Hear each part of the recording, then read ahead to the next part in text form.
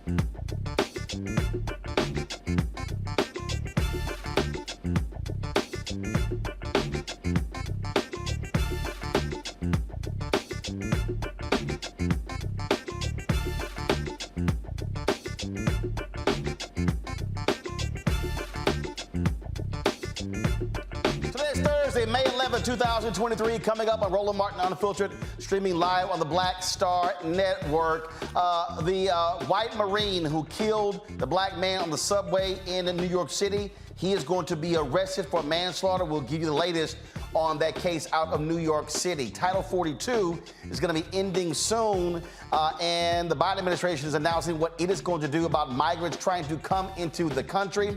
Republicans are all up in arms. The Biden administration says they have a plan to deal with.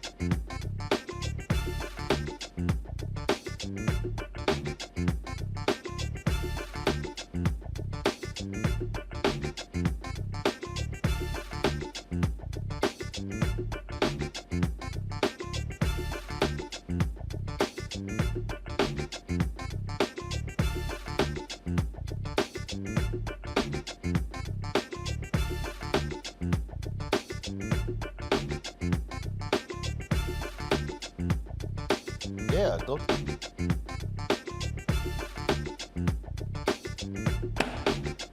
All right, folks, slight audio issue there. Today is Thursday, May 11, 2023, coming up on Roland Martin Unfiltered, streaming live on the Black Star Network. The white Marine who killed the black man in the subway in New York City is going to be arrested for manslaughter. We'll get the latest out of the city of New York. Also, Title 42 is ending. The Biden administration explains what they're going to do about migrants trying to come into the United States. We'll talk to a guest about that as well. Also on today's show, CNN aired a debacle last night, allowing a narcissistic, lying, sexually assaulting, tax cheating thug to lie repeatedly on the air. I will break down and deconstruct that shameful journalistic, if you want to call it that, display that took place last night. And Alabama has a racist representing them in the United States Senate, Tommy Tuberville. He says, no problem. If you're a white supremacist, sure, you can serve in the military because you're an American and a Republican. It's time to bring the funk on Roland Martin Unfiltered on the Black Star Network. Let's go. He's got it. Whatever the miss, he's on it. Whatever it is, he's got the scoop, the fact, the find. And when it breaks, he's right on time and it's rolling. Best believe he's knowing. Putting it down from sports to news to politics. With entertainment just for kicks, he's rolling. It's on go, roll, roll, y'all. It's Roland Martin, yeah. Rolling with Roland now. He's funk, he's fresh, he's real, the best, you know he's Roland Martin now.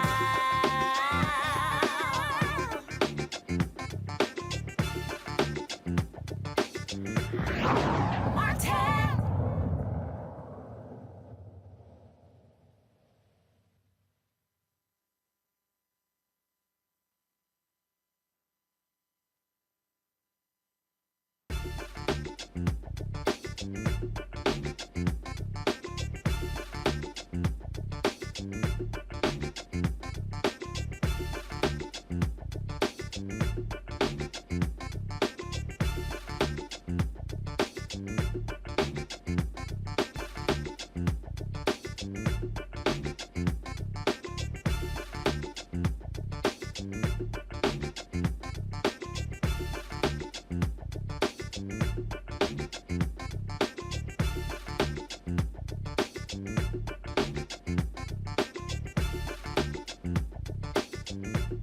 issues. Title 42, which was a COVID-related procedure that allowed the White House administration to determine who could come in and out of the country, is going to be ending very soon. And the Biden administration is taking their precautions. The Secretary of Homeland Security spoke today about what that means. Tonight at 11:59 p.m. Eastern Time, the pandemic-era Title 42 public health order will end. Starting at midnight, people who arrive at our southern border will be subject to our immigration enforcement authorities under Title 8 of the United States Code. Here is what that means. If anyone arrives at our southern border after midnight tonight, they will be presumed ineligible for asylum and subject to steeper consequences for unlawful entry, including a minimum 5-year ban on re-entry and potential criminal prosecution. And now Republicans, they are blaming President Joe Biden, saying he is causing this massive migrant crisis. You also have, of course, Republican governors like Greg Abbott of Texas, who shipped 17,000 migrants to various cities, sanctuary cities, including Chicago, New York, Philadelphia, as well as Washington, D.C. Joining us from L.A. is Janae Joseph, an immigrant rights activist. Glad to have you on the show. So, Janae, first and foremost, for the folks who don't understand policies, the different procedures, so explain Title 42 and it ending in a few hours. Sure. So Title 42 is actually a very archaic policy. It dates back to 1944. It allows the United States government to be able to quickly expel migrants citing a public health crisis like that of COVID-19 that we most recently experienced and are still experiencing. So, for instance, if someone came to the United States, and even if they had a very valid claim to be able to seek asylum, the United States would deny them their constitutional right and their fundamental human right in being able to seek asylum simply because they are deemed to be a public health condition and would violate the public health of those in the United States and would use that as a reason to quickly expel them from the country. So we have examples of individuals just coming to the United States for a few hours and being expelled without us having any evidence that they were granted their due process in order to seek their very viable asylum claims. Now, so you got people who are coming from different countries, some that have been traveling for months. So what is expected to happen now? So what's expected to happen now is, remember, a lot of individuals have been stuck in Mexico for months and years. And so under Title 42, as started in March 2020 by the former twice impeached president, liable president, indicted president, we saw that he utilized that as a very problematic and inhumane deportation policy for immigrants. It became nothing about public health because, as we saw, we have individuals coming from Ukraine without incident. We have individuals who are boarding military planes from Afghanistan without incident. And yet Title 42 was not cited for those individuals who were granted refugee status in the United States. So now what we're now allowing consideration for is for the Haitians, the Mexican, the individuals who are coming from Venezuela, Nicaragua, Cuba, to be considered for their rightful asylum claims. And now they're going to be granted that process to do so. However, as you just heard the Secretary of Homeland Security say, this is going to be far from a cakewalk, right? We are criminalizing individuals who have viable claims for asylum. These are individuals who are fleeing poverty, political instability, and literally have the right to do so. But now we're criminalizing them and saying that they should be subject to 5-year bans, meaning that they would not be able to present themselves for asylum claims until 5 years from now. And they're going to be granted harsher penalties simply because they dared to grant themselves and their family members a better life.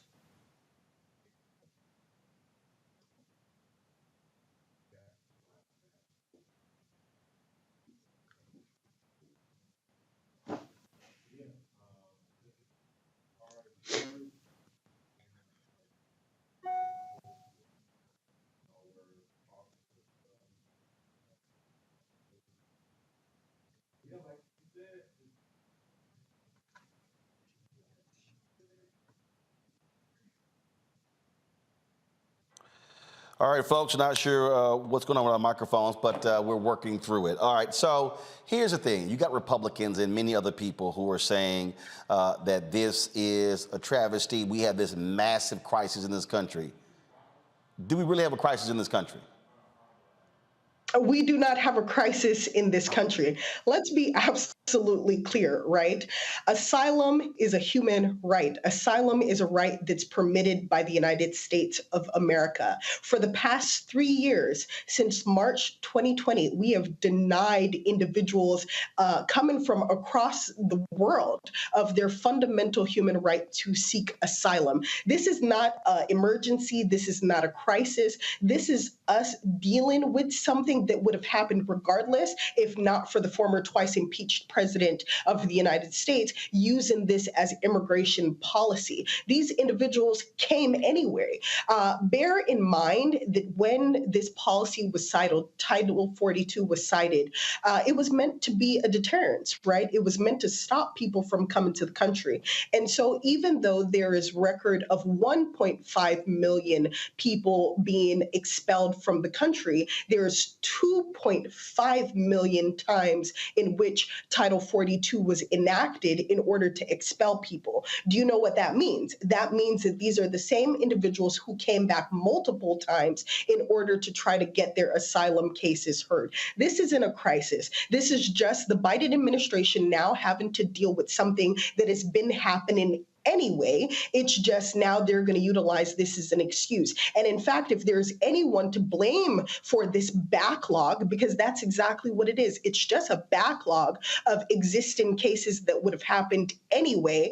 This is now just allowing the Biden administration to be able to deal with these matters anyway, because the vast majority of the United States and the people who are here in the United States have valid claims for asylum. These are people who are struggling. These are individuals who are fleeing the violence in their country. These are people who are fleeing the poverty. Look at Venezuela in their country. These are individuals coming from Haiti, fleeing the political instability, given the fact that their president was recently assassinated, Moise, right? So this isn't a public health crisis. This isn't a national state of emergency. This is just us having to deal with the existing individuals who have very viable claims for asylum. All right, Janine Joseph, we certainly appreciate it. Thanks a lot.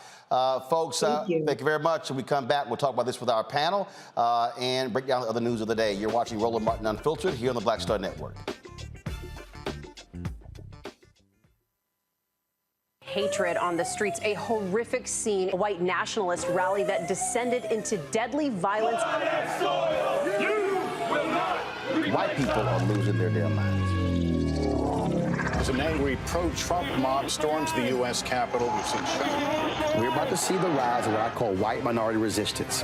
We have seen white folks in this country who simply cannot tolerate black folks voting. I think what we're seeing is the inevitable result of violent denial. This is part of American history. Every time that people of color have made progress, whether real or symbolic, there has been what Carol Anderson at Emory University calls white rage as a backlash. This is the rise of the Proud Boys and the Boogaloo Boys. America, there's going to be more of this. Here's all the Proud Boys, Dave. This country is getting increasingly racist in its behaviors and its attitudes because of the fear of white people. The fear that they're taking our jobs, they're taking our resources, they're taking our women. This is white fear.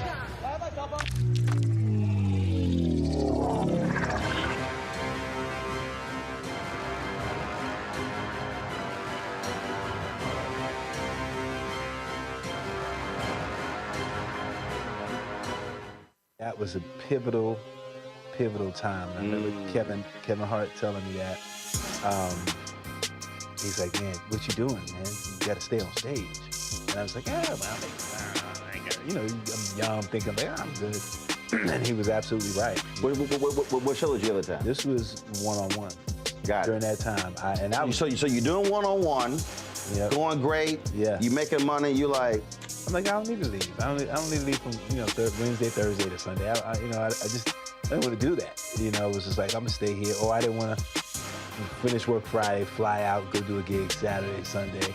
I was like, I don't have to do that. And I lost a little bit of that hunger that I had in New York. I would hit all the clubs, run around. Sometimes me and Chappelle or me and this one or that one, we'd go to the Comedy Cellar at 1 in the morning. And I mean, that was our life. We loved it. You do 2 shows in Manhattan, go to Brooklyn, leave Brooklyn, go to Queens, go to Jersey. And I got complacent. I was like, I got this money, I'm good. I don't need to go chase that, because that money wasn't at the same level that I was making, but what I was missing was that training. Yes. Was that. And it wasn't the money. It was the money, it was that's what I needed.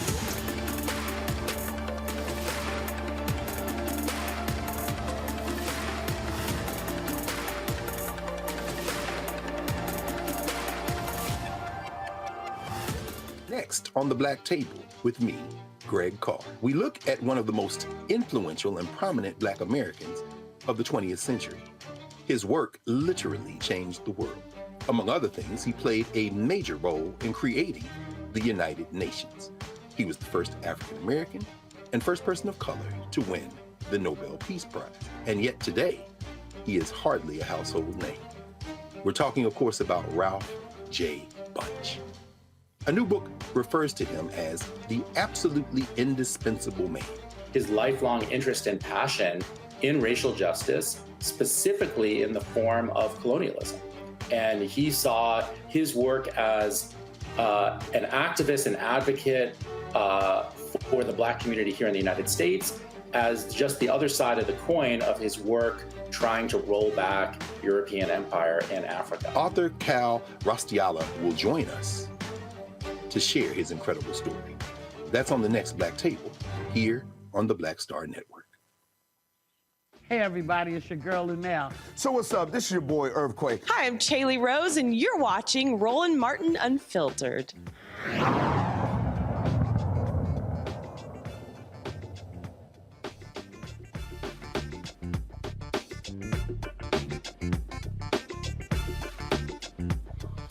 All right, folks, let's introduce our panel today. Joining us, Reese Cobra, host of the Reese Cobra Show on Sirius XM Radio out of D.C., Law Victoria Burke, Black Press USA, Arlington, Virginia, Pastor Lee May, Transformation Faith Church, and former CEO of DeKalb County, Georgia. All right, glad to have y'all here. So here's the thing here, Reese, and that is Republicans are making as if there's this, oh my God, the border, it is out of control. They're flowing in by the millions. And this is just causing all of these problems in America, as if we actually don't have an immigration system, that this literally has been happening every day for decades in the United States. Yeah, I mean, Republicans have been one of the primary impediments of actually getting meaningful immigration reform, particularly the Republicans in Congress, because on a bipartisan basis, I won't give Donald Trump any credit, there has been an appetite from presidents on both sides of the aisle to actually fix the obviously badly decaying immigration system. The reality, though, is that even with the obstruction from the Republicans in Congress, the Biden-Harris administration has found a way to get some of the border crossings and all the other stuff down by implementing technology, creating an app where people can actually apply for asylum there, particularly for people from Nicaragua, Haiti, and I forget the other country. I want to say El Salvador. And so, immigration is just one of those topics where you're never going to really win in this environment because there's a lot of xenophobia, there's a lot of fear stoking that's involved. But I'm a lot more concerned about the fact that we've had more mass shootings in this country than days of the year, and the fact that we are at a point now where we have so many mass shootings in one day that it's about whichever one has the most number of fatalities or hits the news first that we end up even talking about for longer than 3 hours. And so we have pressing issues in this country. And if we would actually be logical about the immigration instead of hysterical, I think we'd get more done. And the last thing I just want to say is that the number one problem in immigration is not people crossing the border or people seeking asylum. It's people overstaying their visas. But those folks don't look like Black and brown people that the boogeyman in the migrant caravans, and so they're shoulder shrugging at that particular problem. Lee, when you see governors like Greg Abbott and others, Ron DeSantis, flying migrants off to other different cities, saying, oh, it's now your problem, dropping them off at the vice president's house in Washington, D.C. I mean, those are all photo ops. It's all about histrionics by these conservatives. Yeah, man, it's ridiculous, really. It has nothing to do with public policy. It has nothing to do with fixing, in their mind, a broken immigration system. It has to do with political gamesmanship, right? Who can get the one up? And it's really ridiculous. If we call ourselves a nation of compassion, a nation of love, I guess you would say, how we are dealing and addressing this immigration system from a political standpoint looks nothing like what we say on paper. And we know the history of this nation is that what we say we believe, on paper, in our Constitution, in our Bill of Rights, and all these things that we say we hold high, we very rarely, I hate to say it, but we very rarely stand up to that. Look, I look at it as a Christian pastor. I look at it as how we truly loving our neighbor. Right? How we, in a very practical way, through public policy, loving our neighbor. And if you look at what Jesus said in terms of loving our neighbor, the example he gave was a good Samaritan, right? The Samaritan and the Jew. They weren't friends. They didn't have common backgrounds, common histories. But yet, when the Jewish man was in need, the Samaritan showed up when his own Jewish brothers wouldn't even help him. He was broke, busted, and disgusted on the side of the road. And so you look at how we're dealing with our brothers, right, who don't share the same kind of background and history and story, may not even look the way that we look or talk the same language.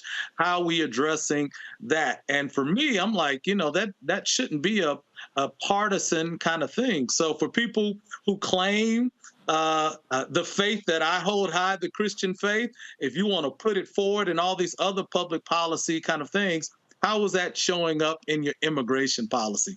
Putting somebody on a bus, lying to them in one city and saying you're taking them someplace, but then dropping them off in Washington, D.C. or at another state is ridiculous. Well, look, here's the deal, Lauren. We always know, we know we got these fake, hypocritical, so-called Christians on the conservative side, so we know exactly how that goes. But you also have there folks in the black community, people who are anti-immigrant, who claim that is significantly hurting African Americans. But again, the point I keep making is we've always had immigration. And so this notion that somehow we've never had it, we have. We've always had this. There are people who we have laws that allow people to claim asylum for a variety of reasons. You have to have a process. This notion that you could just shut everything off, that's just unrealistic. Yeah, we've always had it, but we haven't had it as the political football as we have it today. And really, social media and a lot of other things allow us to sort of send these images of everybody across the border, this and that. That's sort of the new part that we haven't had. Also, I think the Democratic Party is confused on this issue. I think that they're listening to James Carville. They're trying to go after the white moderate voter on this issue. You saw how tough President Obama was on immigration. He deported a record number of people. I feel like what we're going to see from President Biden is something very similar to that. I think he's going to try to prove that he can, throw people out of the country really fast. And, facts and the details of who seeks asylum to the United States really don't seem to matter to anybody in these debates. I think the asylum seekers are coming from the Middle East, or most of the applications are coming from the Middle East. But we're always talking about Mexico like all the time. And obviously that's about race. That's about the fact that they've become a political football. And the Republican Party is leaning really heavily into all sorts of issues around that. I think it was yesterday, the governor of Virginia, Glenn Youngkin, did a fentanyl event. It was like fentanyl day, or fentanyl overdose day, or something. So there's a whole big political reason, obviously, that Mexican immigrants in particular have been made into a football, and that's where we are on this front. And to Reese's point, the Republican Party has no policy around this. Every time somebody tries to actually do some detailed policy specific to the Mexican border, the Republicans don't want that because they want it as a political issue. Yep. All right, folks, hold tight 1 second. When we come back, we're going to talk about the shooting in Allen, Texas. Funerals are being planned, being held, but also the survivors are also dealing with the aftermath of that as well. We'll discuss that next. And, of course, Alabama dealing with a racist U.S. senator in the name of Tommy Tuberville. We'll talk about his comments where he is more than welcoming of white supremacists in the U.S. military. Plus, we'll talk about that debacle of a town hall on CNN last night. What an absolute joke. You're watching Roland Martin Unfiltered on the Black Star Network. Black Star Network is here. Oh, no punch! I'm real revolutionary right now. Thank you for being the voice of Black America. All momentum we have now, we have to keep this going. The video looks phenomenal. See, there's a difference between Black Star Network and black-owned media and something like CNN. You can't be black-owned media and be scared. It's time to be smart. Bring your eyeballs home. You dig?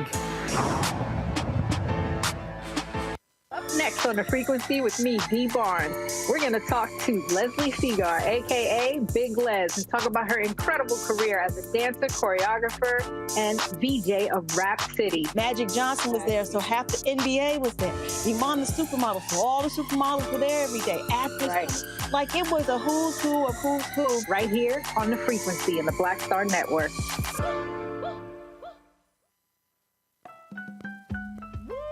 We're all impacted by the culture, whether we know it or not. From politics to music and entertainment, it's a huge part of our lives, and we're going to talk about it every day right here on The Culture with me, Faraji Muhammad, only on the Black Star Network.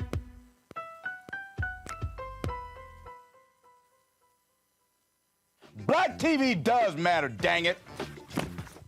Hey, what's up, y'all? It's your boy Jacob Lattimore, and you're now watching Roland Martin right now. Yee.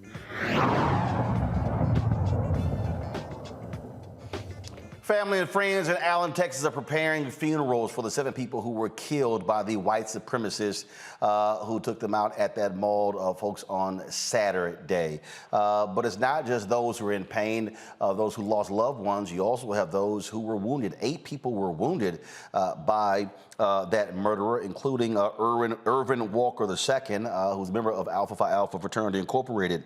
He was one of the first victims to be shot. He was driving past the shooter's car when he was shot 3 times in the chest. Joining me now is his attorney, Daryl K. Washington. Daryl, you're representing Irvin Walker. So what is the status of his condition?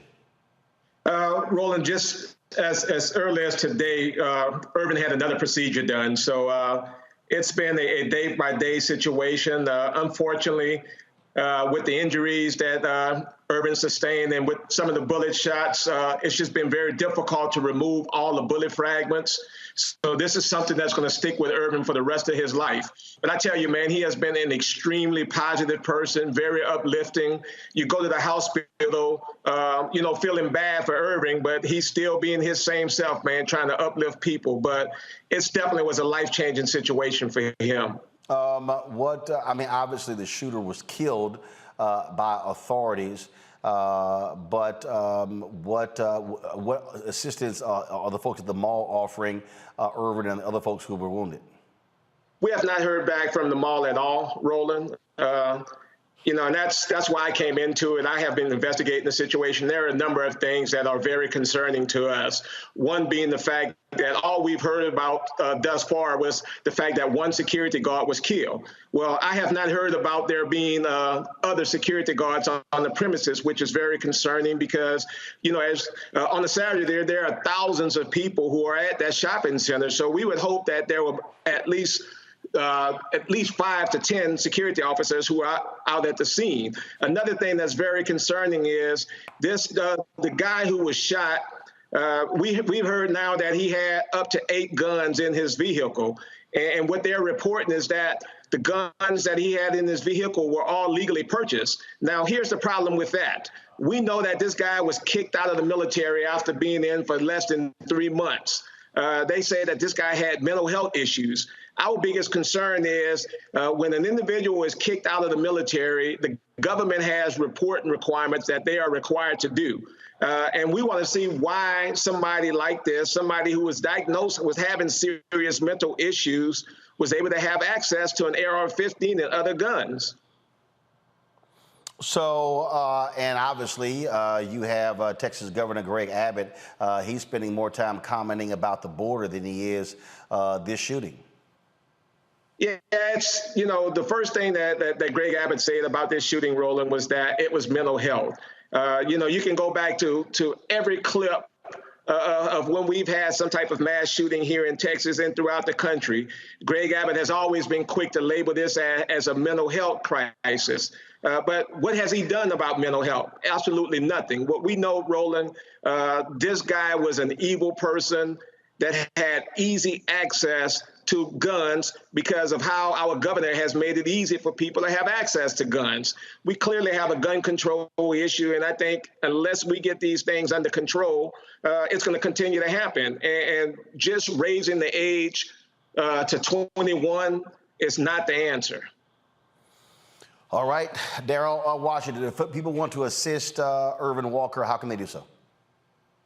Two things, Roland. One of the things I want to ask people to do is continue to pray for Irving, because he's definitely felt the prayers and support that he's received from everyone. And there's also a GoFundMe account that's been established by his fraternity brothers, Alpha Phi Alpha. So Irving, we know that it's going to be a long road to recovery, and there's going to be quite some time for Irving to get back to work. I mean, this is something that he's dealing with. It's not only physical pain, but mental pain. So we asking people to dig deep inside and do all they can to support Irving as he recovers. All right, then. Attorney Daryl Washington, we surely appreciate it. And so give Brother Walker our best. I will. Thank you, Roland. Thanks a bunch. Lauren, the point that he makes there, again, Greg Abbott immediately went to mental health, but this same Greg Abbott who cut $211 million from mental health. Republicans yell out mental health, but they voted against a bill to add money for mental health in Congress. Again, so it's like you're saying one thing, but you're actually doing another. Yeah, their strategy on guns is basically to just sort of wait until the media moves on to another subject and hope that another shooting doesn't happen that they have to explain, because, of course, they have no policy explanation whatsoever. You know, the bigger question, and you touched on it a little bit there, Roland, is who's liable for this legally? Because, of course, the gun manufacturers cannot be sued. And so if someone buys a gun that has some mental health issue and somehow that doesn't get uncovered when the gun is sold to them, one would think maybe that the gun seller is liable, but ultimately, because the public policy around the gun issue is completely failing right now in terms of any real change, these things are happening and people are getting murdered, and then there's no liability on anybody, and that has become a huge issue around this issue right now. Oh, well, Lee, we saw in Tennessee where after that shooting, Republicans immediately moved to provide immunity to gun manufacturers after a shooting. Yeah, man, it's the craziest thing, man. And here's the reality, man. You know, the governor, and really it's the Republican talking point. You know, when I'm on here, yeah, I used to be in political office. I ran as a Democrat. I served as a Democrat. But a lot of these issues, man, are not Democrat or Republican. They're just basic humanity issues, right? And the reality is, man, this nation is steeped in violence. The very foundation, the forming of this nation was through violence, and all throughout the course of our history, it's been violence, man. This is Mental Health Awareness Month, and my wife, Robin May, is a mental health therapist, man. And the reality is, man, this nation is suffering from the trauma and drama of this violence propensity that we have here.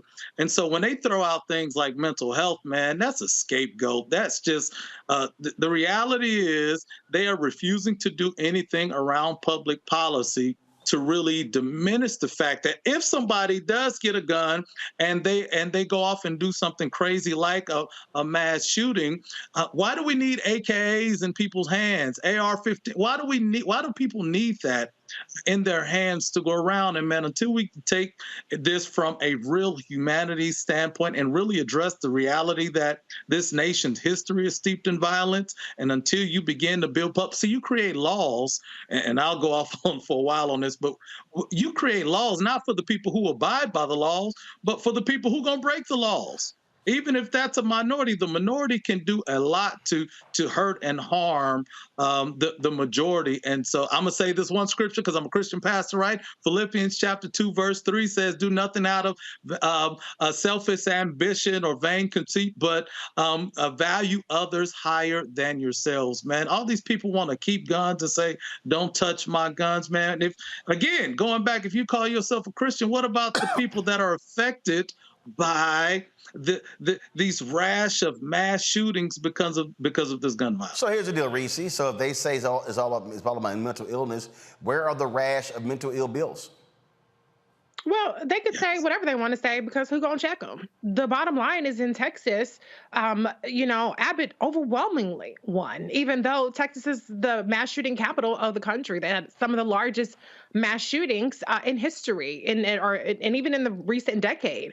And so the Republicans have found that there is no amount of carnage that is going to turn the American voting public away from that party and enact consequences. This was a huge issue. I mean, even before the midterms, we had Buffalo, we had Uvalde, and we still saw Republicans take back the House. They didn't win every Senate seat that they needed to win. However, the governors still mostly maintained, the incumbent governors mostly maintained their advantage. And so there's no political price for them to pay when it comes to voters. And as long as people continue to sit on the sidelines and moan and complain about whatever little gripe they have with the Democratic Party, the Republicans are going to be able to obstruct any kind of progress on this issue. And people are going to continue to die in mass at grocery stores, churches, you name it. Yep, but that's also why I say for the people who want to see changes, guess what? You have to completely vote all of them out.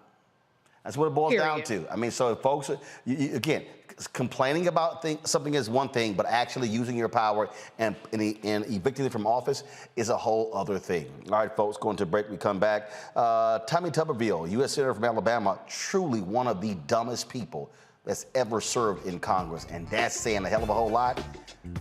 Wait till you hear what this dumbass actually said about embracing white supremacists in the U.S. military. Yeah. You're on YouTube. Hit the like button, folks. Also, support us in what we do. Download the Black Star Network app, Apple phone, Android phone, Apple TV, Android TV, Roku, Amazon Fire TV, Xbox One, Samsung Smart TV. You can also support us by joining our Bring the Funk fan club. Check in money orders. Go to P.O. Box 57196, Washington, D.C., 20037-0196. Cash App, $RM Unfiltered. PayPal, R Martin Unfiltered. Venmo is RM Unfiltered. Zelle, Roland at RolandSMartin.com. Roland at RolandMartinUnfiltered.com. And be sure to get a copy of my book, White Fear, How the Browning of America is Making White Folks Lose Their Minds. Available at Amazon, Barnes & Noble, Target, Books A Million. Also, download your copy on Audible. We'll be right back.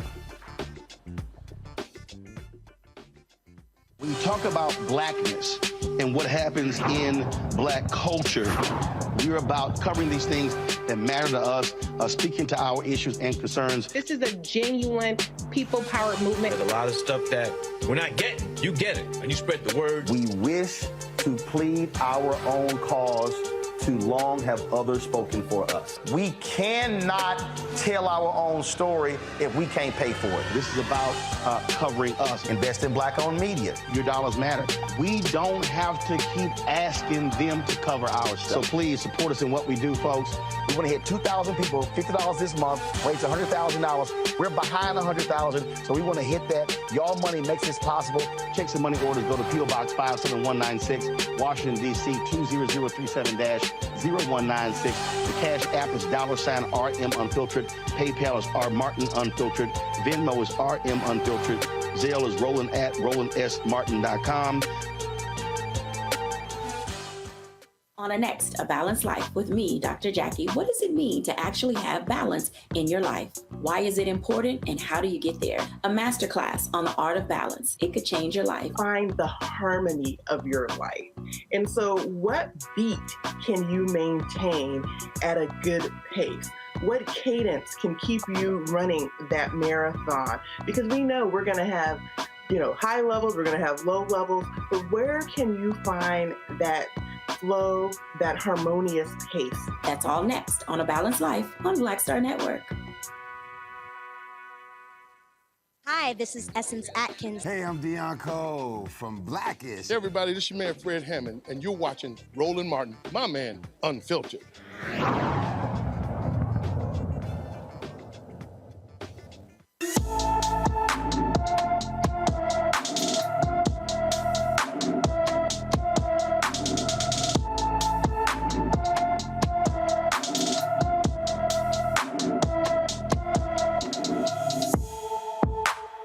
Zakayla President has been missing from her Moncks Corner, South Carolina home since January 10th. The 16-year-old is 5 feet 4 inches tall, weighs 150 pounds, with black hair and brown eyes. Anyone with information about Zakayla President should call the Berkeley County, South Carolina Sheriff's Office at 832-719-4465, 832-719-4465. Now, on numerous occasions, y'all have heard me say the Republican Party is the party of white supremacy. It is the party of racists. It's the party that the KKK supports. It's the party that neo-Nazis support. Well, guess who made that perfectly clear that he's fine with that? Is Alabama Senator Tommy Tuberville. He was talking to a radio station in Alabama, and this idiot actually said this. We're showing our adversaries we're weak. All we got to do is go back and look at Joe Biden's what he's done to our military with the woke ideas, with the CRT that we're teaching in our military. We are losing in the military so fast, our readiness in terms of recruitment. And why? I can tell you why. Because the Democrats are attacking our military, saying we need to get out the white extremists, the white nationalists, people that don't believe in our agenda as Joe Biden agenda. They're destroying it. This year, we will not reach any recruiting goals in the military. So if we want to talk about looking weak, that's where we're going to look weak. We cannot start putting rules in there for one type, one group, and make different factions in the military, because that is the most important institution in the United States of America and our allies, is a strong, hard-nosed killing machine, which is called our military. You mentioned the Biden administration trying to prevent white nationalists from being in the military. Do you believe they should allow white nationalists in the military? Well, they call them that. I call them Americans. What happened after January the 6th, and I was here on January the 6th, we were attacked on the Senate floor saying that all these people that came into the Capitol were extremists. They were against the country. There was a lot of people, there was probably 100 of them that came in, broke windows and broke doors that should have been locked up.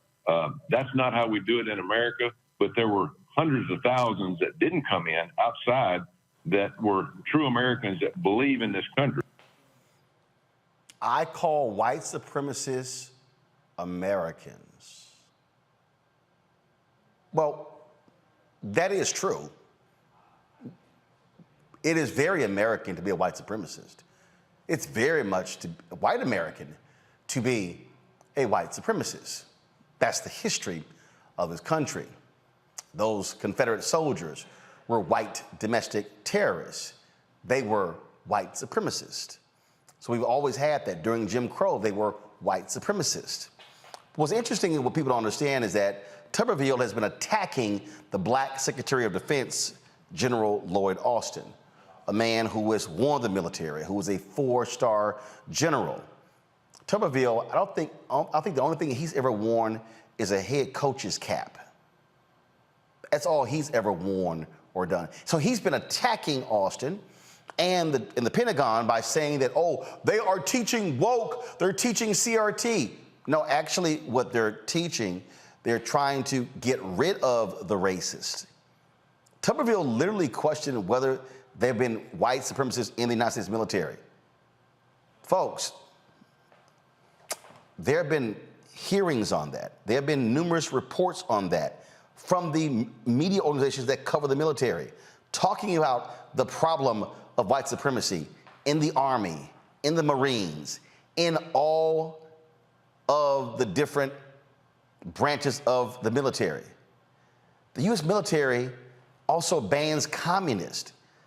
So here you have a sitting U.S. senator from racist Alabama who said, oh, they're Americans. They support Republicans. He literally is throwing his arms around white supremacists and is saying, no, we really need them in our military. That's who Alabama sent to the Senate over Doug Jones. Lauren? Yeah, he's a coach. Just as a personal note, I appreciated the part in there where he said it was just 100 people who came into the Capitol. My boyfriend and his friends escorted his scared ass over into the Hart Building when the attack on the Capitol happened. And so Tommy Tuberville running his mouth, and you're right, Roland, he's a coach. He's a coach. That's just what he is. He has no idea what he's talking about. CRT, woke, he's just throwing out the buzzwords, throwing out the red meat, and has no idea what he's talking about from a policy standpoint. There was absolutely no detail in what he said. And I don't know why anybody should be surprised at what he said. Donald Trump, the Tea Party, the people, the actors who showed up right after Barack Obama was elected have made open racism fashionable once again. You know, it used to be the people were embarrassed to say these things out loud and in public. Now it's just sort of being said and nobody's checking them. And, you know, like, I'm not any longer surprised that people like Tuberville. The part that really I think we should look at closely is the fact that there's absolutely no reaction to what he said from anybody in the Republican Party. Absolutely no reaction. The reaction we get is from the Democratic side. The Republicans are completely comfortable with racism. They're completely comfortable with outward racism, with people knowing that they're racist, with, in fact, signaling to certain voters and supporters that that is what the plan and that is what the brand is. So this is the brand of the Republican Party. They're proud of it. They're open, and here we are. I mean, Reese, it's no lie. After the shooting in Buffalo, the Republican Party voting against a resolution from Congressman Jamal Bowman dealing with the issue of white supremacy. What Lauren said is right.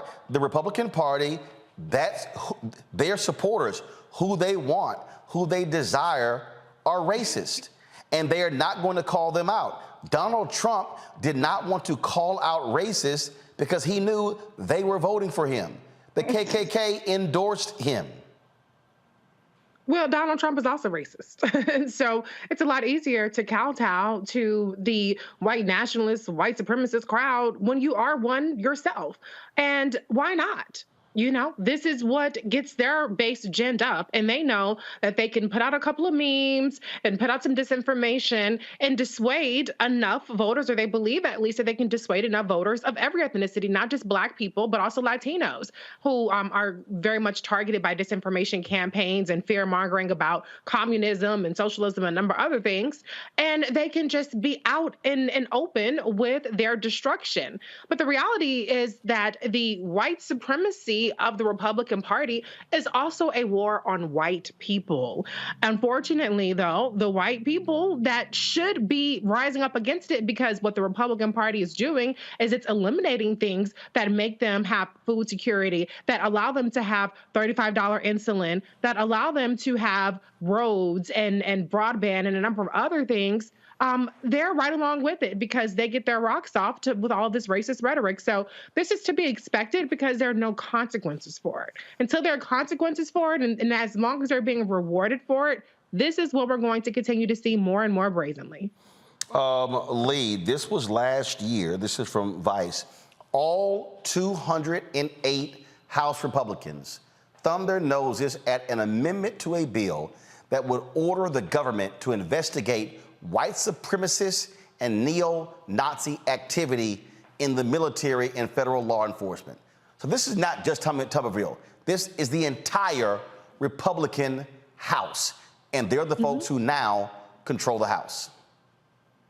And man, it's just so disheartening, man, because this is ignorance flourishing. This is, let's be clear, this is evil flourishing, you know, because what you're saying, Tommy, is that that Black folk or people of color are less than. You're saying we're not made in the image of God. You're saying it's okay to have a military that's fully that's full, you know, that's recruiting and people are joining, even if it means us putting white supremacists in, really for your own political power. If you listen to what he said also in that quote. He says that we are no longer basically having a killing machine called the military.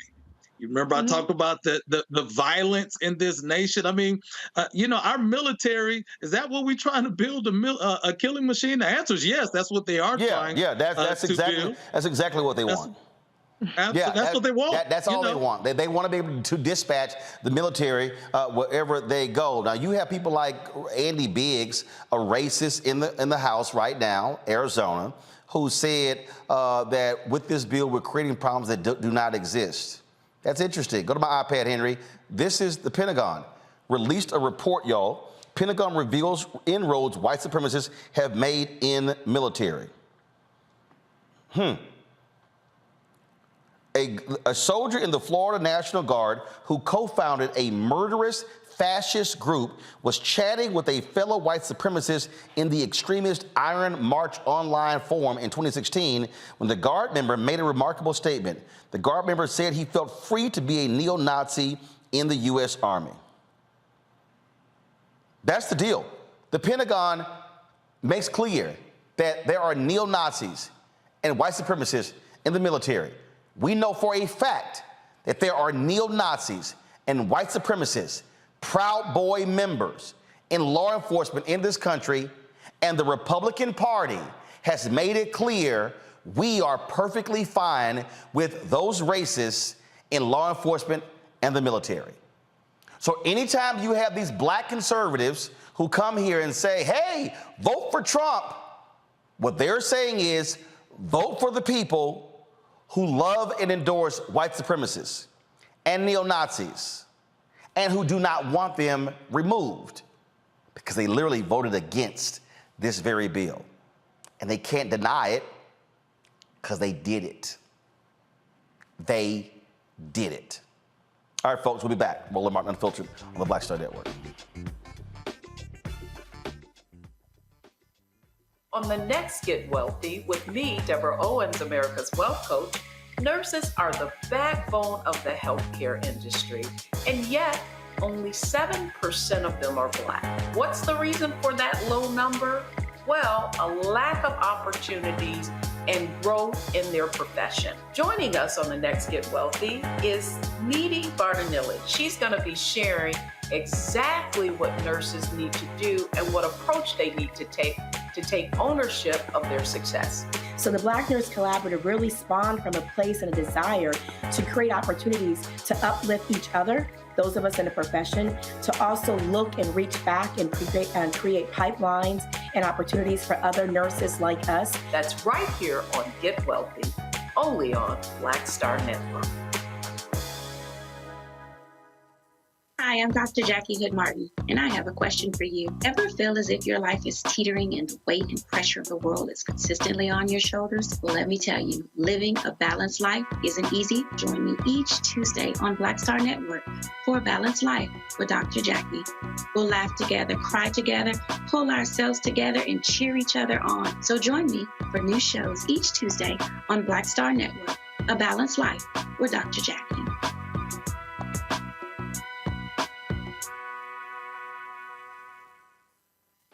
Hi, I'm BB Winans. Hi, I'm Kim Burrell. Hi, I'm Carl Payne. Hey, everybody, this is Sherry Shepherd. You're watching Roland Martin Unfiltered, and while he's doing Unfiltered, I'm practicing the wobble. All right, folks, a former Louisville Metro Police Department officer has pled guilty to violating an individual's rights by using excessive force while acting as a police officer. Richard Ross Weedo confessed to deploying a foam round from his 40-millimeter direct impact munition into a group of protesters after a bottle was thrown from the back of the crowd on May 30th, 2020. Of course, who were protesting the shooting death of Breonna Taylor. The foam round hit someone's face in front of the crowd. Weedo admitted he had not identified who threw the bottle and was aiming his weapon at peaceful protesters. He pled guilty to one misdemeanor count of using unreasonable force. His guilty plea carries a maximum fine of $100,000 as part of the plea agreement. If the court accepts it, Weedo will forfeit his Kentucky law enforcement certification and agree not to seek any future law enforcement employment. That should be mandatory in all of these cases, Lauren. It should be, but but it is not. And of course, as we know, police have a great deal of latitude around almost everything that they do. And I'm surprised that there was actually action taken in this case. Unfortunately, we've seen this all the time. Again, these are people protesting the death there of Breonna Taylor. Now, former Minneapolis police officer's guilty plea to assaulting a man during the 2020 George Floyd protest guarantees that he'll never work as a law enforcement officer again. Justin Stetson pled guilty to third-degree assault and misconduct of a police officer. In exchange for his plea, Stetson's sentence will be stayed for 2 years, pending several conditions, including he never seeks work as a police officer again. Stetson acknowledged his role in repeatedly punching, kicking, and kneeing Jaleel Stallings in the head and face while on the ground during this May incident. Stetson and other officers were enforcing the curfew when they saw 4 people in a parking lot. One was Stallings, an Army veteran with a gun permit. The officers opened fire with rubber bullets, hitting Stallings in the chest. Stallings fired 3 shots at the officer's unmarked van, but didn't hurt anyone. He believed civilians attacked him, so he fired back in self-defense. When Stallings realized they were cops, he put the gun down and surrendered. Stallings suffered a fractured eye socket. He filed an objection with the court, calling Stetson's deal too lenient, saying it fails to hold him accountable by not sending him to prison. Good reason, Paul.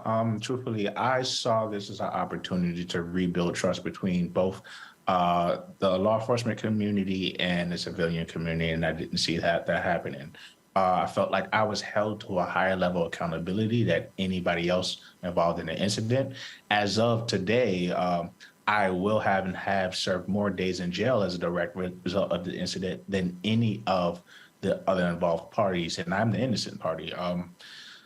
As well as it's a bunch of different things. I feel like this doesn't deter any other officers who may not take their oath seriously from following their footsteps and not living by their oath in the law, because I feel like this is pretty much just a slap on the wrist.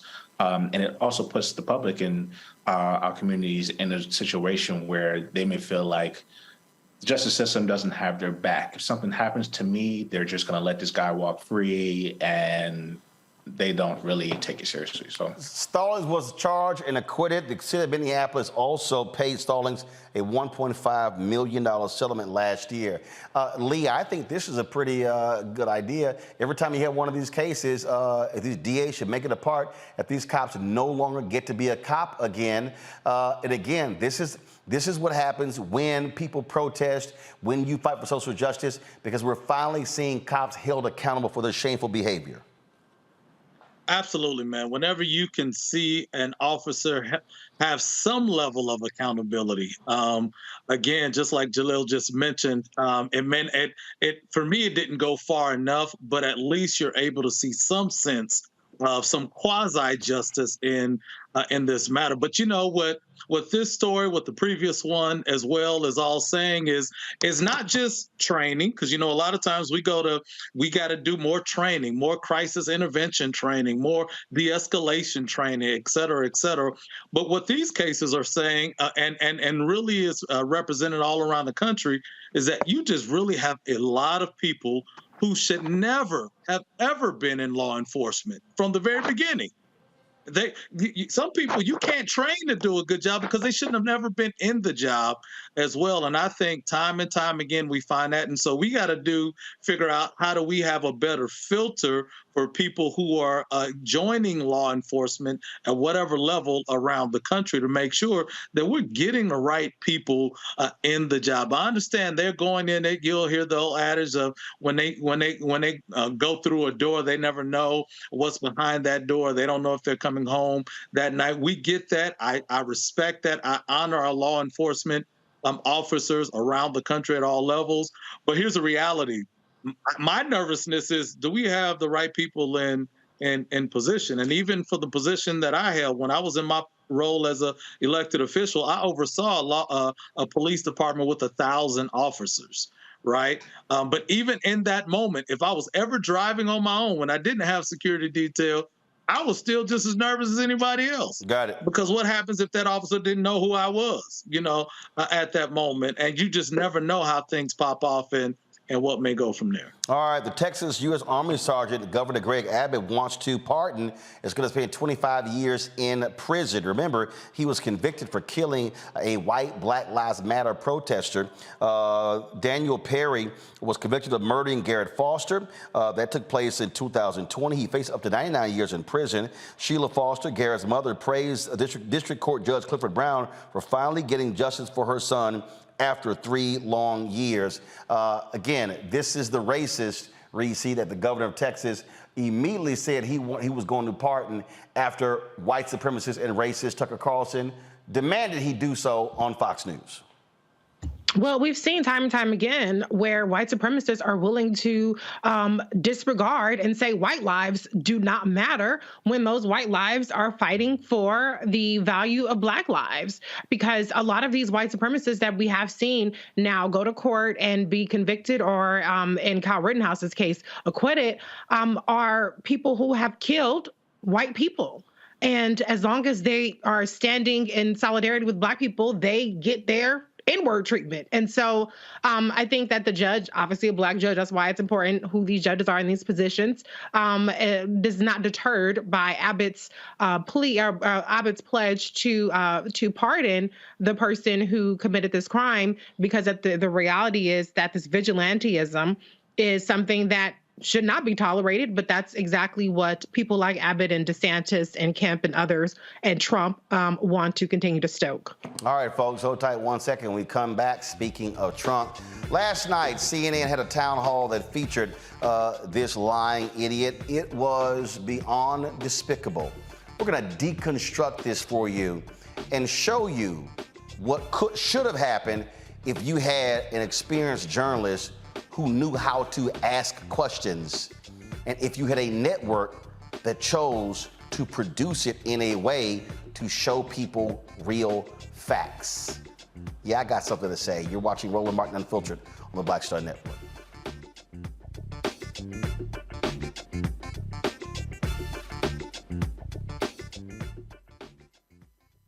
Hatred on the streets, a horrific scene, a white nationalist rally that descended into deadly violence. White people are losing their damn minds. As an angry pro-Trump mob storms the U.S. Capitol, we've seen shooting. We're about to see the rise of what I call white minority resistance.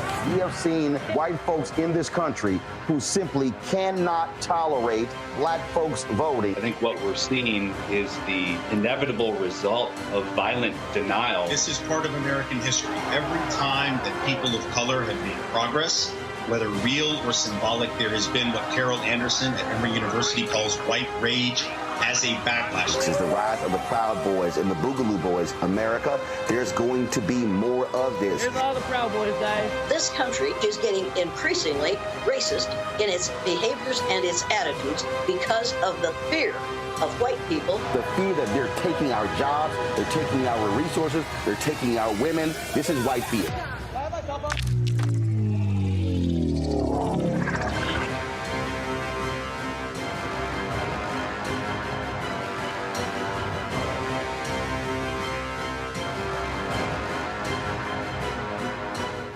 Black Star Network is here. Oh, no punch! I'm real revolutionary right now.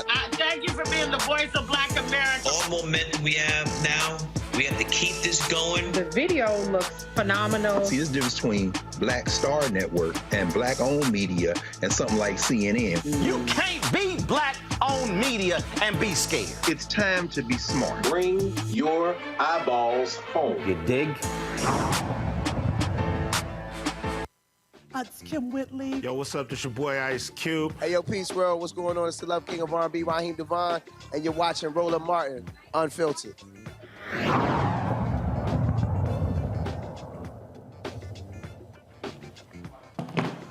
All right, folks. So last night, the folks at CNN decided to have a town hall with a lying, racist, bigoted, sexist, sexual assaulting, tax cheating, misogynistic thug of a person named Donald Trump. Then they chose to hire a former right-wing reporter for the Daily Caller, who they made their White House correspondent, who they made their morning anchor, who is now their 9 p.m. show host, who was grossly inexperienced to handle the job as the one to do the town hall.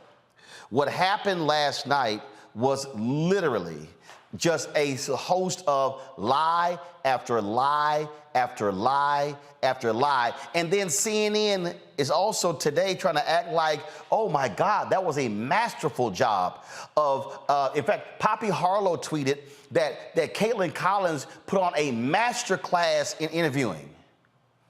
If anybody took that class, your ass would get an F. I don't know how they thought that was a master class. There was nothing master or class about that. If you want to understand, so I'm going to deconstruct a number of things that were said last night, and I need you to understand what happens if you were a real experienced and prepared journalist. Because see, here's the first thing, okay? CNN knew they were booking a liar. The man lies about lies. And so when a person lies about lies, they gonna lie. That's what they gonna do every time. So going in, he gonna start lying from the beginning. And so you must be prepared to deal with a lie. Do y'all understand why Republicans don't like coming on my show? It's because they're used to lying. The problem is I don't let people lie on my show. You literally have to present factual information or I will stop you in your tracks. You don't get to just spew lie after lie after lie. In the first 2 minutes and 11 seconds, Donald Trump unleashed a litany of lies, and but Mr. President, that really wasn't true. And that's how she sounded. And CNN is like, oh my God, she was amazing. Watch the first part of this. Watch this.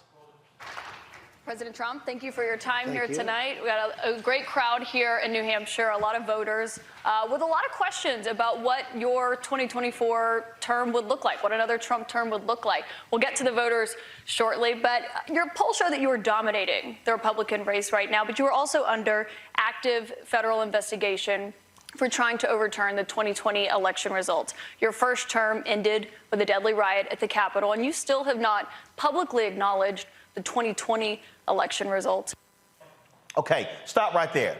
Now, she goes, you're under federal investigation. No, a real journalist would have said, first and foremost, you're under federal investigation.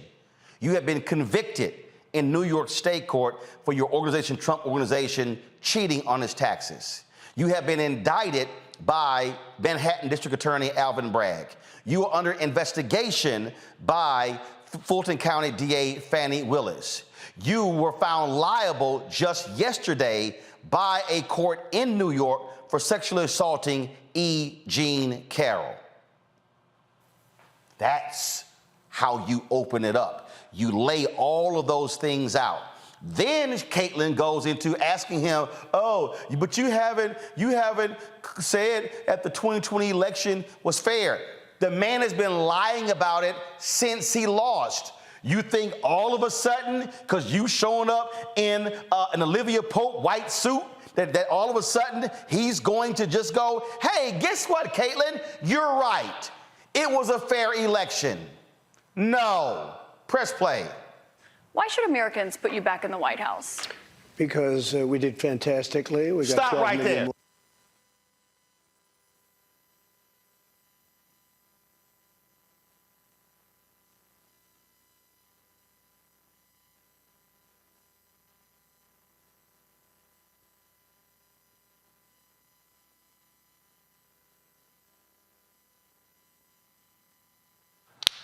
Not sure why my microphone keeps popping out, but it's all good. So here's the whole deal. You ask an open-ended question.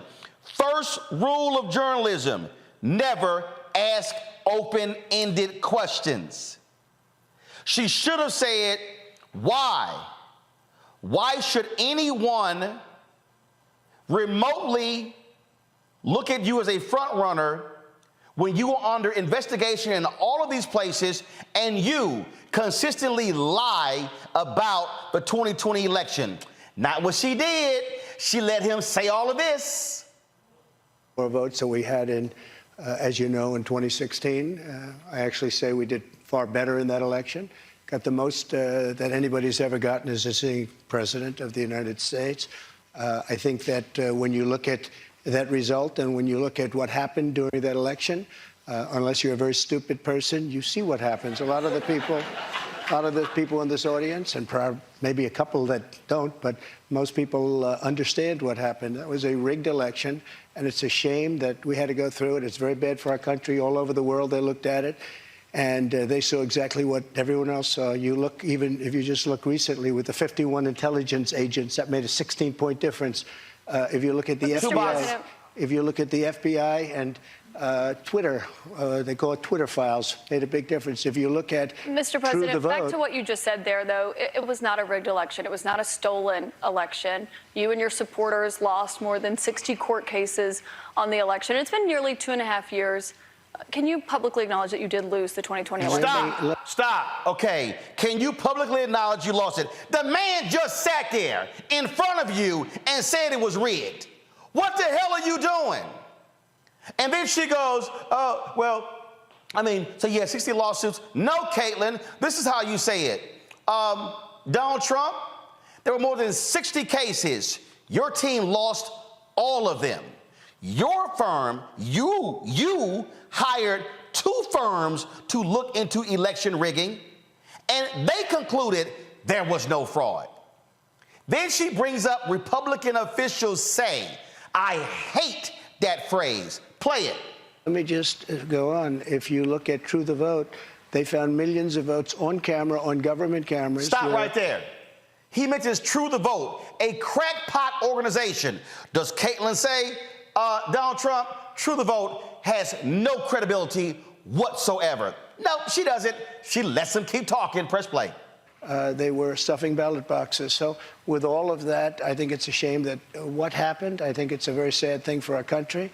I think it's a very sad thing, frankly, for the world, because if you look at what's gone to our country has gone to hell. Our borders are bad. Our military has been bad. You look at the taxes. You look at inflation. What's happened to inflation? It's just destroying our country. Now, she goes, do y'all have the part where she mentions Republican officials? She goes, oh, Republican officials, you know, he's like, well, who? She goes, oh, Republican officials like in Georgia.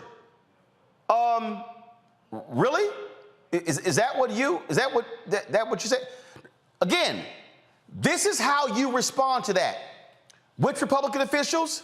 The Republican Secretary of State in Pennsylvania, the Republican Secretary of State in Georgia, the Republican Governor Brian Kemp in Georgia, the Republican Governor in Arizona, the Republican Governor and Secretary of State in Arizona State. You literally name them, and you go down the line, all of those people who said, and you say, your Attorney General, Bill Barr, you go down the line, and then you actually say, you actually name the Republicans in Congress. You don't go, Republican officials. No, that's not what you do. And then there's a point in there when he brings up Georgia, what took place in Georgia. That's clip 30, okay? We have that one. So here's him discussing Georgia.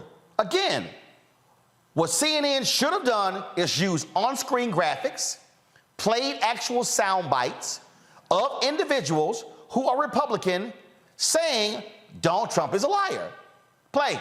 To another investigation that you're facing, which is the one that's happening in Georgia, where they are investigating your efforts to overturn the election results in the state of Georgia. I did nothing wrong. It was a perfect phone call. Let me finish my question. At the center of that is that call that you had with the Secretary of State, Brad Raffensperger. Yeah, sure. Given the fact that there are indictments expected to come in that case this summer, is that a call you would make again today? Yeah, I called questioning the election. I thought it was a rigged election. I thought it had a lot of problems. I had I guess he's Secretary of State. I called. Listen to this. There are like 7 lawyers on the call, many of them from there. We're having a call. We're having a normal call. Nobody said, oh, gee, he shouldn't have said that. Why? If this call was bad, I questioned the election. You if asked this him to call find was you bad, votes. I didn't ask him to find anything. Stop right there. She goes, you asked for votes. He goes, I didn't ask for votes. She goes, there's an audio tape. No, CNN. You do what I'm about to do. Press play. This Mr. call President, was there's bad. an audio of you asking No, him the to find audio. You play the audio.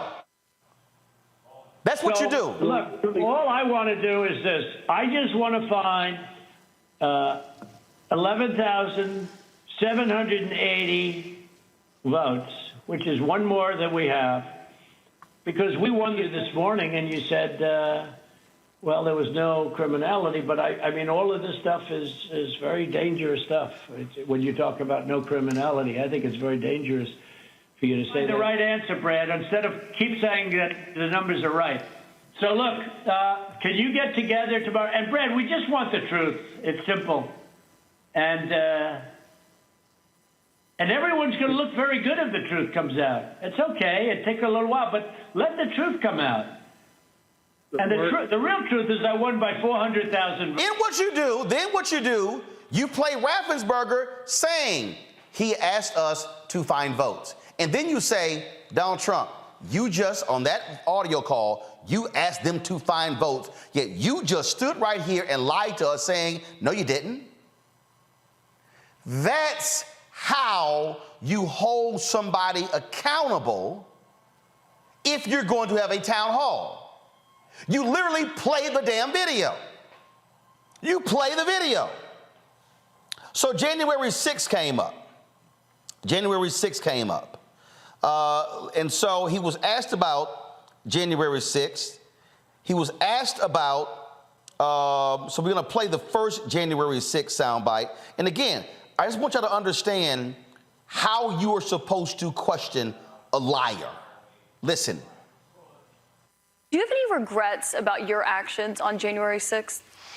Well, you know. Okay, again, a dumbass, open-ended question. We already know he has no regrets. So why in the hell would you go, do you have any regrets about January 6th? No!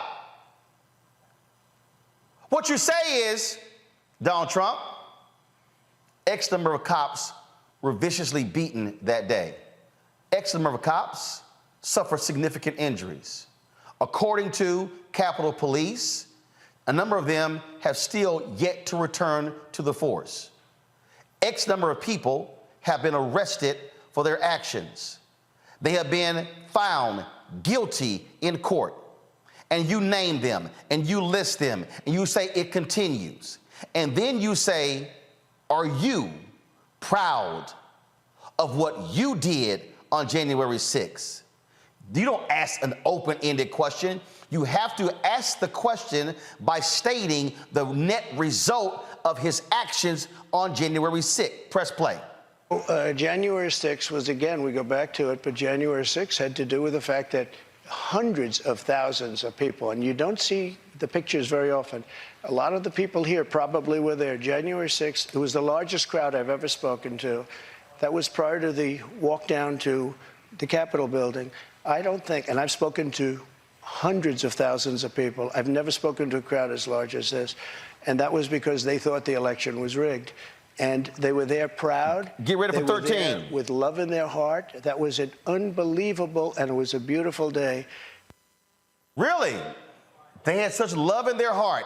That is, if you were a real producer, you cut to the video of them beating, macing, tearing through barricades. He was asked about Proud Boys. Press play.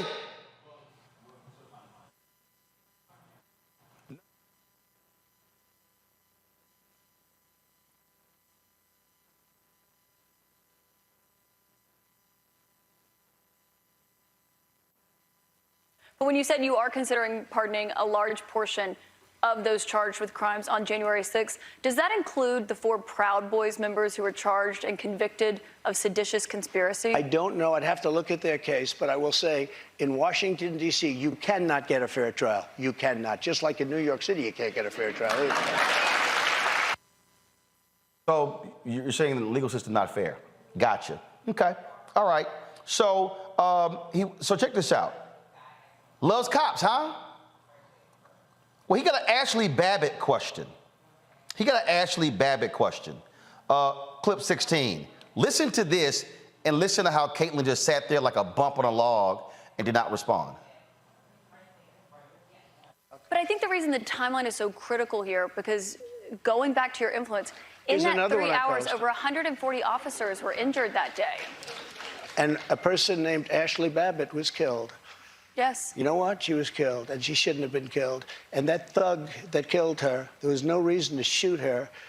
At blank range, cold blank range, they shot her, and she was a good person. She was a patriot. There was no reason. There was no reason. And he went on television to brag about the fact that he killed her. The officer was not bragging about the fact that he killed her, but bragging. one person who was at the... Okay, straight lie. This is what she should have said. Really? Here's the clip of Ashley Babbitt that day on January 6th.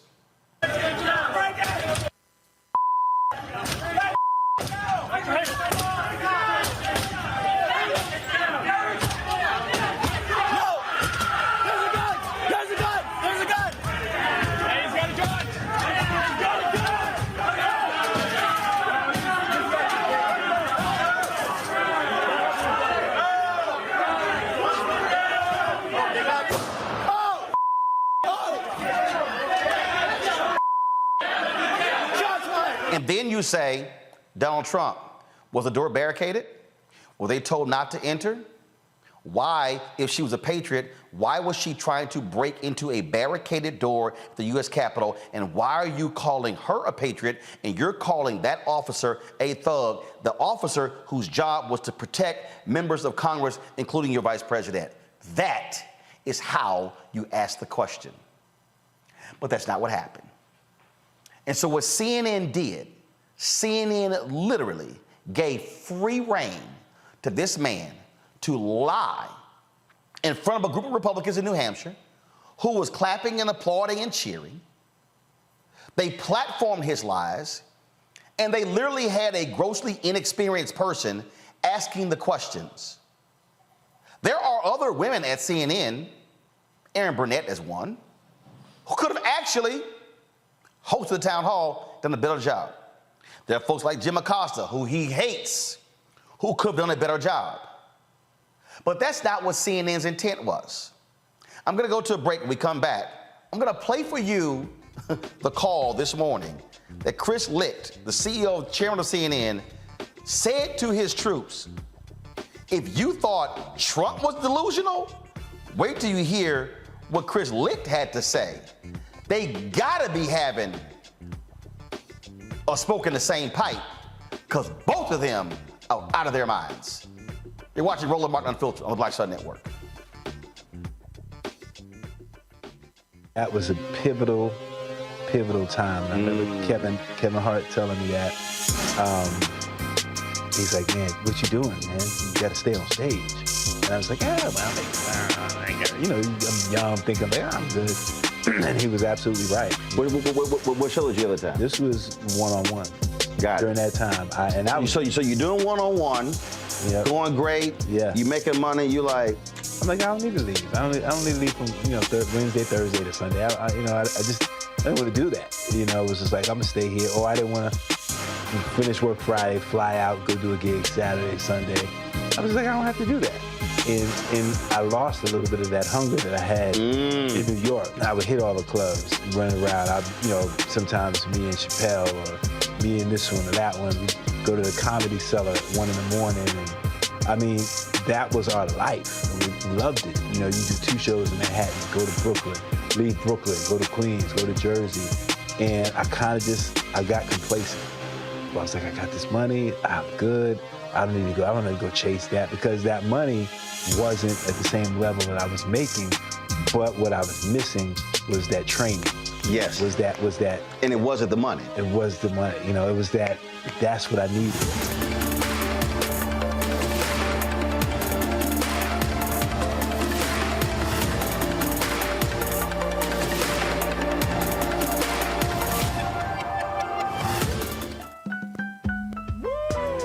Impacted by the culture, whether we know it or not. From politics to music and entertainment, it's a huge part of our lives, and we're going to talk about it every day right here on The Culture with me, Faraji Muhammad, only on the Black Star Network.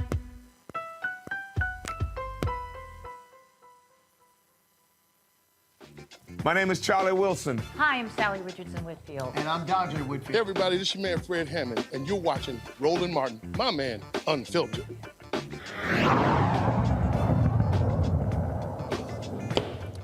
So CNN is like, oh my God, this was wonderful. This was amazing. It was great. Caitlyn was just unbelievable.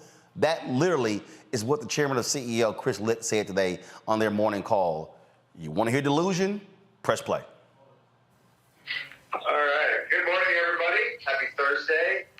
I want to kick off by congratulating Caitlyn for what I can only call a masterful performance last night. I couldn't be more proud of her and the team that supported us on the ground and back home. Tough to imagine anyone navigating such a tricky assignment with more ease than Caitlyn. She asked tough questions, followed up, fact-checked again in real time, and as you can see, that was not an easy feat. I am aware that there has been people with opinions / backlash, and that is absolutely expected.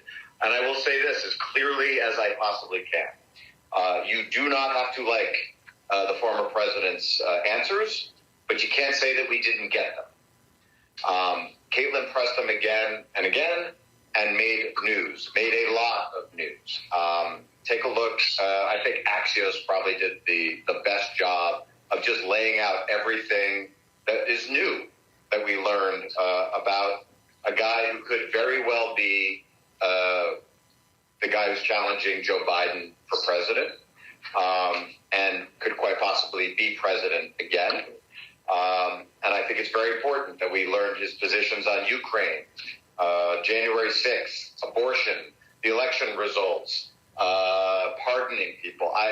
There is so much that we learned last night about what a second Trump presidency would look like that is incredibly important for the country to hear. So that is our job, is to get those answers and to hold them accountable in a way that no news organization has done literally in years. And while we all may have been uncomfortable hearing people clapping, that was also an important part of the story, because the people in that audience represent a large swath of America. And the mistake the media made in the past is ignoring that those people exist, just like you cannot ignore that President Trump exists. So the idea of doing so, I believe, is an overcorrection of the days when we gave him unfettered rally coverage and showed podiums. So we all know covering Donald Trump is messy and tricky, and it will continue to be messy and tricky, but it's our job. We're going to do it fairly, toughly, and aggressively, as Caitlyn did last night. I absolutely, unequivocally believe America was served very well by... America was served. First of all, if I'm Jim Acosta or some of the other people at CNN who was holding Donald Trump accountable for the 4 years he was in the Oval Office, I would be pissed off to hear the CEO say the media did not hold him accountable before. Oh, in years. I would be mad as hell if I'm out there kicking his ass and doing my job, and this guy all of a sudden claims, oh, now last night Caitlyn Collins was really holding him accountable. Lauren, I'm gonna go to you first. What we saw was journalistic malpractice. What we saw was a poorly produced town hall. What we saw was someone grossly unprepared for the litany of lies. And if they actually call that live fact-checking, they clearly never watched this show if you want to see live fact-checking. Yeah, I had not heard that audio, Roland. I had read stories with the audio, but the fact that he had said we'd learned so much. I mean, remember, Chris Licht comes from entertainment. And as somebody who worked at ABC News when it went from Cap Cities to Disney, I know what that looks like. We had Michael Eisner come in and not give an F about serious news and dismantle Nightline. Chris Licht is from the entertainment world. And frankly, after listening to that, I'm pretty convinced he has absolutely no idea what he's talking about. Your analysis is excellent as usual, Roland. But the central question I think we have to think about is, was what CNN were they doing entertainment or were they doing news journalism? Because I don't think they actually know what they were doing.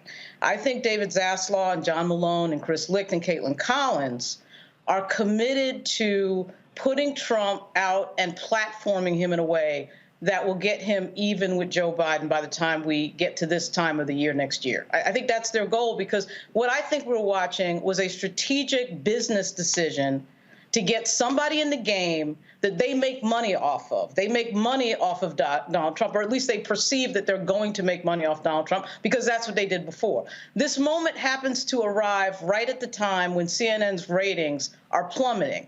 They had a 10-year low. They laid off a bunch of people in Q4 last year.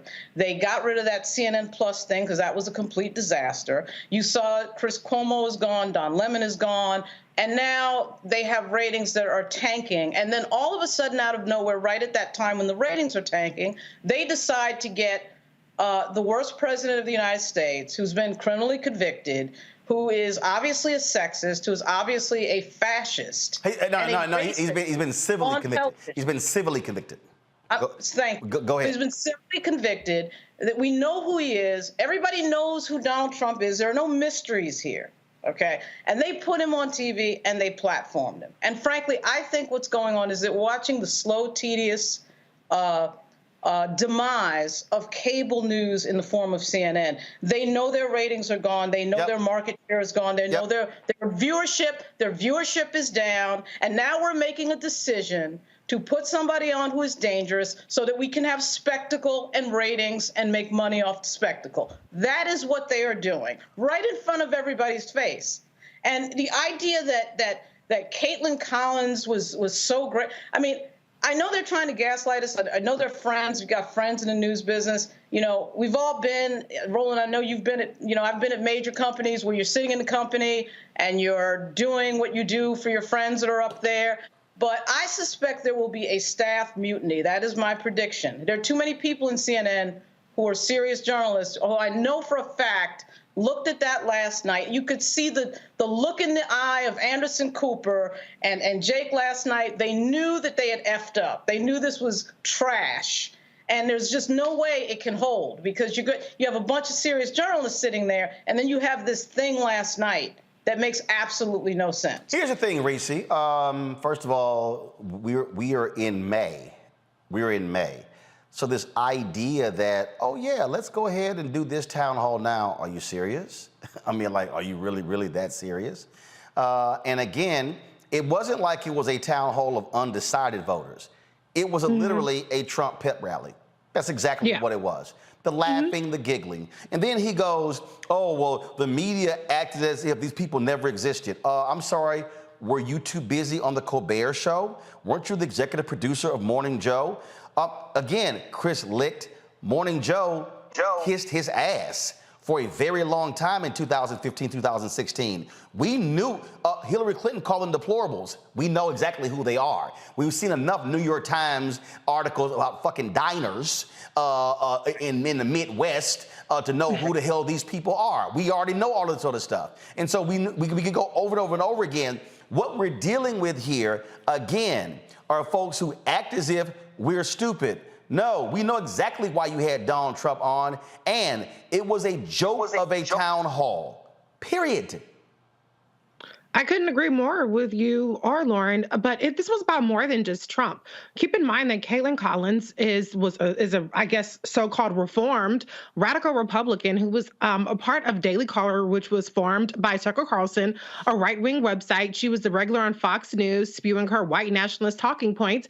And so what CNN is trying to do is launch her with this white girl boss, white girl magic power suit moment with the president facing, our former president, disgraced president, facing off as though she is going to conquer the world in her suffragette white. It's a joke, but it's something that, Chris Licht has made a number of questionable decisions that they're betting the farm on. And so I mean, obviously there's no urgency with this, like you said, with the primaries probably being a little bit under a year out. But the urgency is that they're trying to move her, and it's been announced, into the 9 p.m. primetime slot. They already didn't kick the black man out. They done kicked the white man out. And so now they're going to go with their 31-year-old white Republican woman that they're trying to rehabilitate into being a mainstream newscaster. And I don't think that it's going to work. She's going to flop just like everything else is flopping over there on CNN. Got to go to a break. We come back. Lee going to get a response. Rebecca Aguilar, the media past president, South professional journalist, is also going to. She's also with us as well. She's been tweeting about what we witnessed last night. And for anybody out there who may say, "Oh man, Roland, you hating." First of all, I've been gone from CNN for 10 years. The issue here, folks, this ain't hating, but I'm telling y'all, mainstream white media is doing the exact same thing they did 8 years ago that led to Trump going into the White House. You're watching Roland Martin Unfiltered on the Black Star Network. Up next on The Frequency with me, Dee Barnes, we're going to talk to Leslie Segar, a.k.a. Big Les, and talk about her incredible career as a dancer, choreographer, and VJ of Rap City. Magic Johnson was there, so half the NBA was there. Iman the supermodel, so all the supermodels were there every day. Actors, right. Like it was a who's who of who's who. Right here on The Frequency in the Black Star Network. When you talk about blackness and what happens in black culture, we're about covering these things that matter to us, speaking to our issues and concerns. This is a genuine people-powered movement. There's a lot of stuff that we're not getting. You get it, and you spread the word. We wish to plead our own cause. Too long have others spoken for us. We cannot tell our own story if we can't pay for it. This is about covering us. Invest in black-owned media. Your dollars matter. We don't have to keep asking them to cover our stuff. So please support us in what we do, folks. We want to hit 2,000 people, $50 this month, raise $100,000. We're behind 100,000, so we want to hit that. Y'all money makes this possible. Checks and money orders go to P.O. Box 57196, Washington, D.C. 20037-0196. The Cash App is $RM Unfiltered. PayPal is R Martin Unfiltered. Venmo is RM Unfiltered. Zelle is Roland at RolandSMartin.com. Hey, I'm Cupid, the maker of the Cupid Shuffle and the Wham Dance. What's going on? This is Tobias Trevelyan. And if you're ready, you are listening to and you are watching Roland Martin Unfiltered.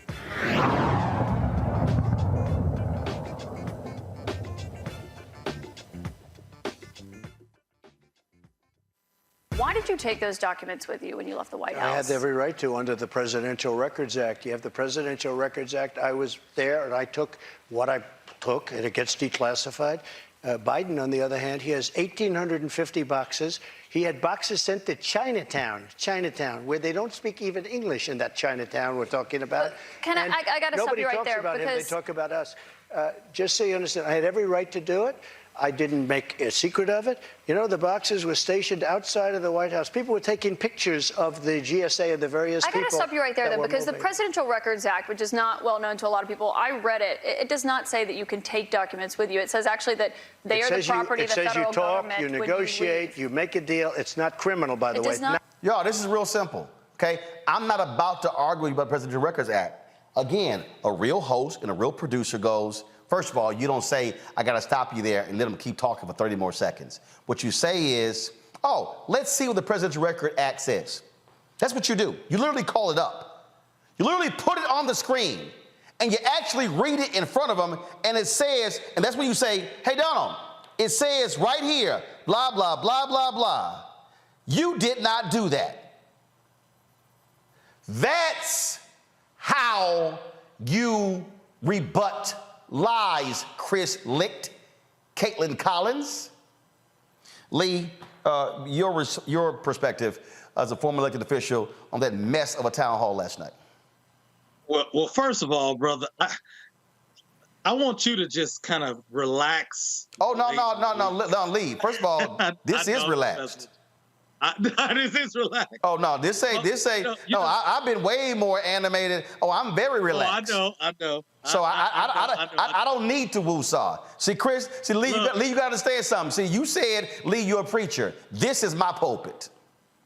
I got you. This is where I drop the word, and I'm trying to warn everybody who's watching. I'm trying to warn people because I'm telling you, if we allow this to continue with other networks, these people could very well be back in control. And if you thought January 6th was bad,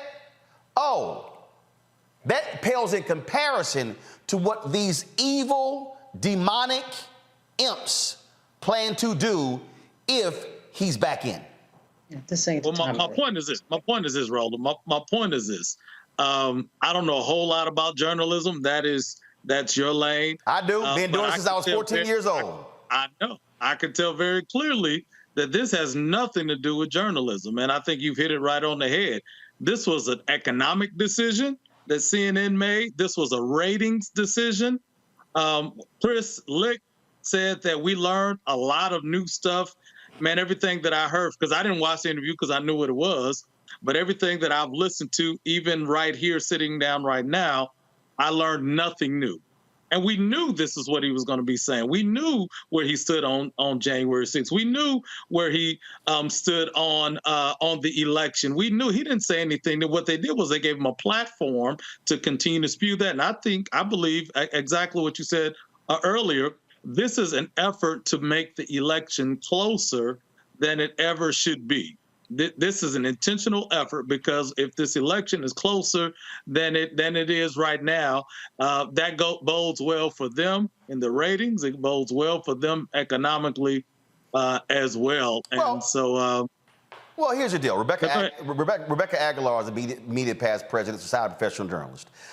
Rebecca is a freelance reporter out of Dallas. And Rebecca, look, Chris Licht has his mandate. He wants CNN to appeal to more Republicans. He's made that perfectly clear. That's what David Zaslav wants, because that's what John Malone, the largest individual stockholder in Warner Discovery, actually wants. And so that's why they've gotten rid of opinionated programming, all those different things. And guess what? That's fine. CNN, first of all, has been there before, this whole idea we're going to be down the middle. That was the case when I was there. They would not have opinionated programming.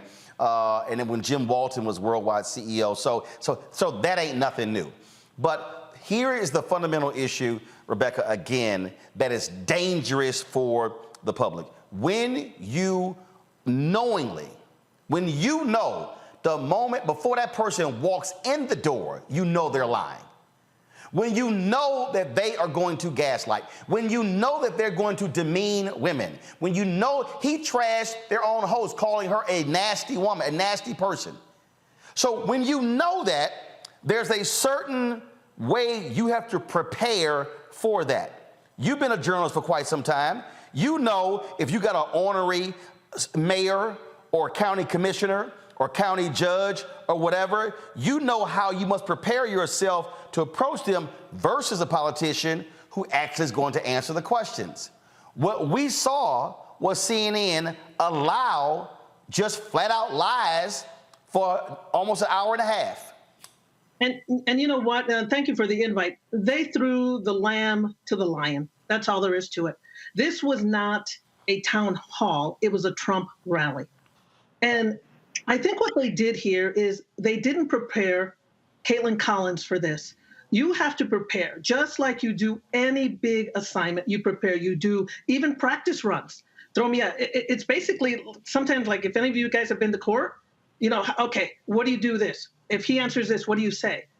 And the problem with her is that she was not prepared. It was a poorly produced show. They have fact checkers. They have those big screens. You've seen them. Right. So, you know, she never took control. And Rebecca, don't have the fact checker on in the post panel.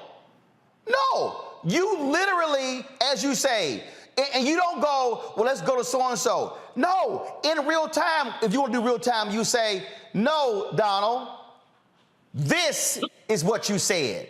This is what it reads. That's what you do. You don't go, oh, I read the Presidential Records Act, and it says, no, you make him, and make his ass read it with you.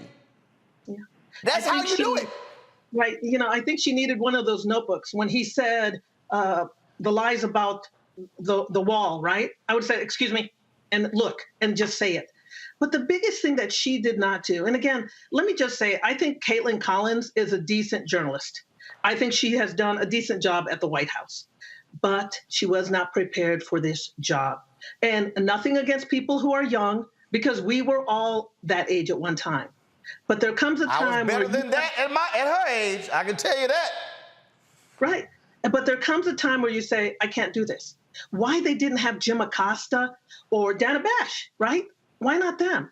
I would like to know, and if there's any investigative reporter out there or any of my sources at CNN, I want to know, was the Trump campaign given pictures of everybody and say, who do you want? Because you know me, if I'm a strong politician, I want Collins, 30 years old. You know, you knew he was intimidating her. Here's another thing that I find hypocritical. Licht gets rid of Don Lemon on allegations of misogyny and all that other stuff. But then because he allegedly said something that made Caitlin Collins uncomfortable. But then you put her in an arena with a man who's a misogynist? The hypocrisy. And I think what angers me the most, because you've seen me tweeting, is that as journalists, you know, I am the immediate past president of the Society of Professional Journalists, a lot of journalists who work hard every day, a lot of journalists out there, we bust our ass and we want trust from the public. We tell the truth. And what happened in that town hall? All they did, there was, you're right, masterful performance, no way in hell. She asked tough questions. She didn't follow up. She didn't push. Some producer could have gone into her ear and said, no, push back, something. We got answers. No, they got lies, lie after lie. We learned so much. We didn't learn anything else. Trump just kept spewing whatever they, and here's another thing. Stop calling them untruths. They're lies. Right. Oh, my God. But see, but again, though, here's the deal. That's the media deal. I'm telling you, I was on ABC this week, and I think it was February 2017, and this came up. And I remember all of 2015, 16, and even the first 2 years of his presidency, they were all scared to say lie. And I remember, I think it was Jake Tapper and Judy Woodruff. I think they would say, well, in order for us to know that it's a lie, we have to know at the outset the person means to do it. I said, listen, if I brought my ass home at 3 o'clock in the morning and I came up with a BS story, my dad would be like, son, why you lying? He wouldn't sit here and say, well, I need to understand what. No, he know why I'm lying. Because I came home at 3 a.m. He know the lie is coming. So we know, but they won't do it. Not one time did she say, and again, I don't call him Mr. President. I can't use that title. Not one time did she say, that's a lie. What you just said simply, and it's not just even that, Rebecca, it's also how you say it. Not one time did she say, Donald, what you just said simply is not true. This is the fact. And the way you hit somebody like him, you go, fact, read it. Right. Fact, read it. Fact, read it. Fact, read it. And then I am anticipating him going, well, that's fake news. And then that's when you say, so anything that you don't like, you call fake news, even though it's a fact? You gotta know what's coming when you again, an experienced person, I know what you're gonna say, I know what my rebuttal is gonna be, and I already know what your rebuttal to my rebuttal is gonna be, so I know when to come back with. And the reason you use graphics and monitors in video is because it's hard for the person, Rebecca, to lie when you say, we just heard your voice. And then you say, was that you on the phone call? Was that you on the phone call? Did you make that phone? That's how you do it. You have to box the person in, not just go, so why? No, you don't do open-ended. Rebecca, go ahead. It's about having control. She never took control. The minute he was defaming Miss Carroll, I would say, excuse me, whether you call him Mr. Trump or not, Mr. Trump, please, you cannot be doing that. The minute she heard the audience laughing, excuse me, audience, you have to be respectful. This is not a fraternity party. This is not a concert. You have to be respectful. You use that tone and take control. She did not take control. You also have to have courage, have the balls to say, Mr. Trump, you are lying about that, and look him right in the eye. And number 3, have the confidence. And this is what happens, what you build confidence with experience. And you know what's really sad about this? All right, no, hold on. I'm gonna let you finish that. You build confidence with experience and knowledge. Exactly. See, you can, you can actually not have a lot of experience, but if you have the knowledge, you can hit back. The knowledge and, so yes, the knowledge, the experience, and the confidence, that's a deadly potion. Go ahead. But I also think that, I hope that her real friends at CNN will guide her through this. Because imagine being criticized like this. It's awful. It's horrible. But what's really sad, last night I'm watching, the panels. By the way, there's no Latinos on their panels. They're panels. And I hear Van Jones, oh, she did a great job. Stop, Van Jones. Another talking head that it's like, stop. Stop trying to make her look good when she herself knows she was weak. I'm sure she does. A real journalist is going to face that reality. Yep. That doesn't mean she'll always be weak at this. But someone needs to tell her, and and Chris Licht, he needs to stop drinking his own Kool-Aid because that's what he's doing. And all those other people, the Anderson Coopers, the Jake Tappers, they're not going to say anything. They're not going to criticize. They're going to rehash this. I mean, I'm sick of it today. They're rehashing a train wreck over and over. Right. But those guys aren't going to say anything because they make millions of dollars. Rehashing a train wreck, trying to convince us it was a spectacular F1 race. Hold tight 1 second. I got to go to a break. We'll be back. Roland Martin Unfiltered on the Black Star Network. Hatred on the streets, a horrific scene, a white nationalist rally that descended into deadly violence. White people are losing their damn minds. As an angry pro-Trump mob storms the U.S. Capitol, we're about to see the rise of what I call white minority resistance. We have seen white folks in this country who simply cannot tolerate black folks voting. I think what we're seeing is the inevitable result of violent denial. This is part of American history. Every time that people of color have made progress, whether real or symbolic, there has been what Carol Anderson at Emory University calls white rage as a backlash. This is the rise of the Proud Boys and the Boogaloo Boys. America, there's going to be more of this. Here's all the Proud Boys, guys. This country is getting increasingly racist in its behaviors and its attitudes because of the fear of white people. The fear that they're taking our jobs, they're taking our resources, they're taking our women. This is white fear.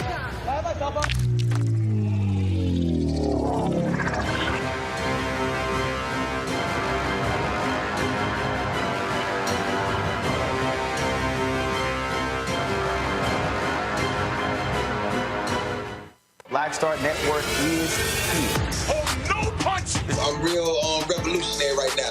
Thank you for being the voice of Black America. All momentum we have now, we have to keep this going. The video looks phenomenal. See, there's a difference between Black Star Network and black-owned media and something like CNN. You can't be black-owned media and be scared. It's time to be smart. Bring your eyeballs home. You dig?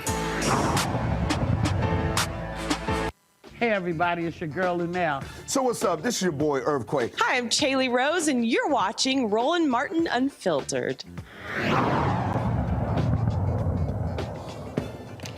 Lauren, this thug called January 6th a beautiful day. We saw with our own eyes what actually took place. The reason this is so bothersome is because, and I need everybody to understand what I'm about to say because this is just critically important. When Donald Trump started running, what did he do? He kept calling everything fake news. Why did he do that? Because he wanted to sow seeds of doubt and discontent.